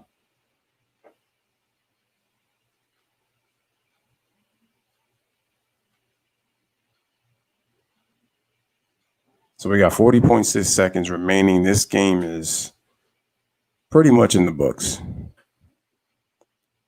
My man said Rick Walters. Chuck Person. Oh, that's easy. Oh, yeah, easy.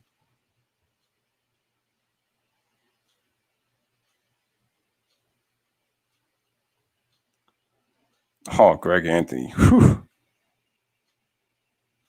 He was a solid point guard.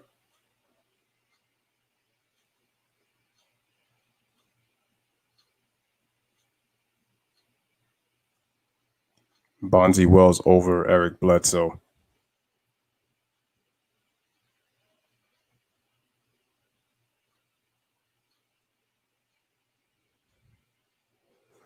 No, the original G Money, the original GA, Greg Anthony. So Gideon, pretty much Gideon, he copied the original G Money's gimmick because that was his nickname, Greg Anthony. But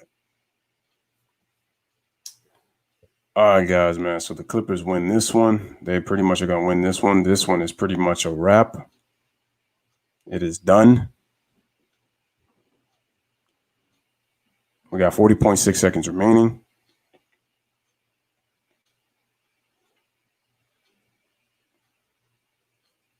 Just trying to look. They inbound to the zoo box.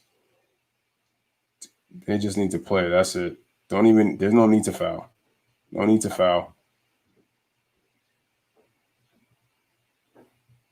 We got 9 on the shot clock.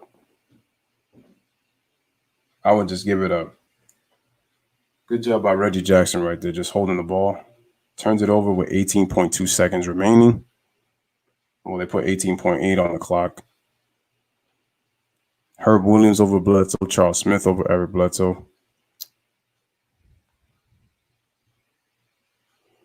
Anthony Mason over Eric Bledsoe. All right, ball's inbounded to Monte Morris.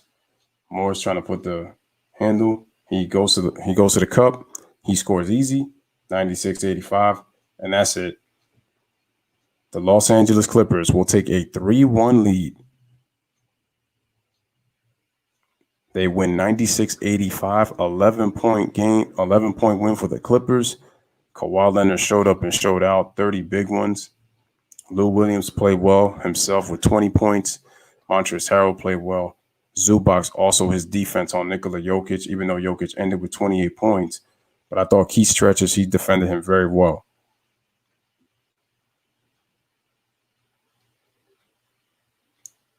Kenny Skywalker, wow. Anyway, guys. Big win by the Clippers. And this game is a wrap. All right, ladies and gentlemen, it is time to go. I got Ant-Dog all day over Eric Bledsoe. Tony Bennett over Eric Bledsoe. Goddamn. All right, guys, this has been a great stream. I appreciate you guys for being here. Salute to you guys. This was another good one from the Lewis Sports Network. I'm going to say have a good night, everybody. We'll be back tomorrow with the Lakers and the Rockets with Game 4. That's at 7. I know there's football tomorrow, so I'll be looking a little bit of the Chiefs and the Texans as well. But again, got Tony Battie. Let's try Eric Williams. All right, guys. Have a wonderful night. Take care. Bless up. Live, laugh, love. As Ryan always says, we chat together, stream together, family for life. Truly appreciate y'all. Make sure y'all like the videos, subscribe to the channel, and make sure y'all always sharing this on social media, man. Until next time, have a wonderful night. And Lewis Sport Network always says, and I'm gone. Towering shot. A.J. Pollock going back. That is gone. Big fly for Mike Trout. 2-0 Angels here in the first. Going back to getting a mistake. Breaking ball. Got it. Trout. Dead center field. Manning's going to run. He cuts back at the one time to the goal line. Touchdown, Eli Manning. On 2nd and 4. Manning takes off. He's inside the 5 to the end zone. Dive. Touchdown. Away 1-on-2 behind the back. Splits through. Oh, what a pass to Anderson.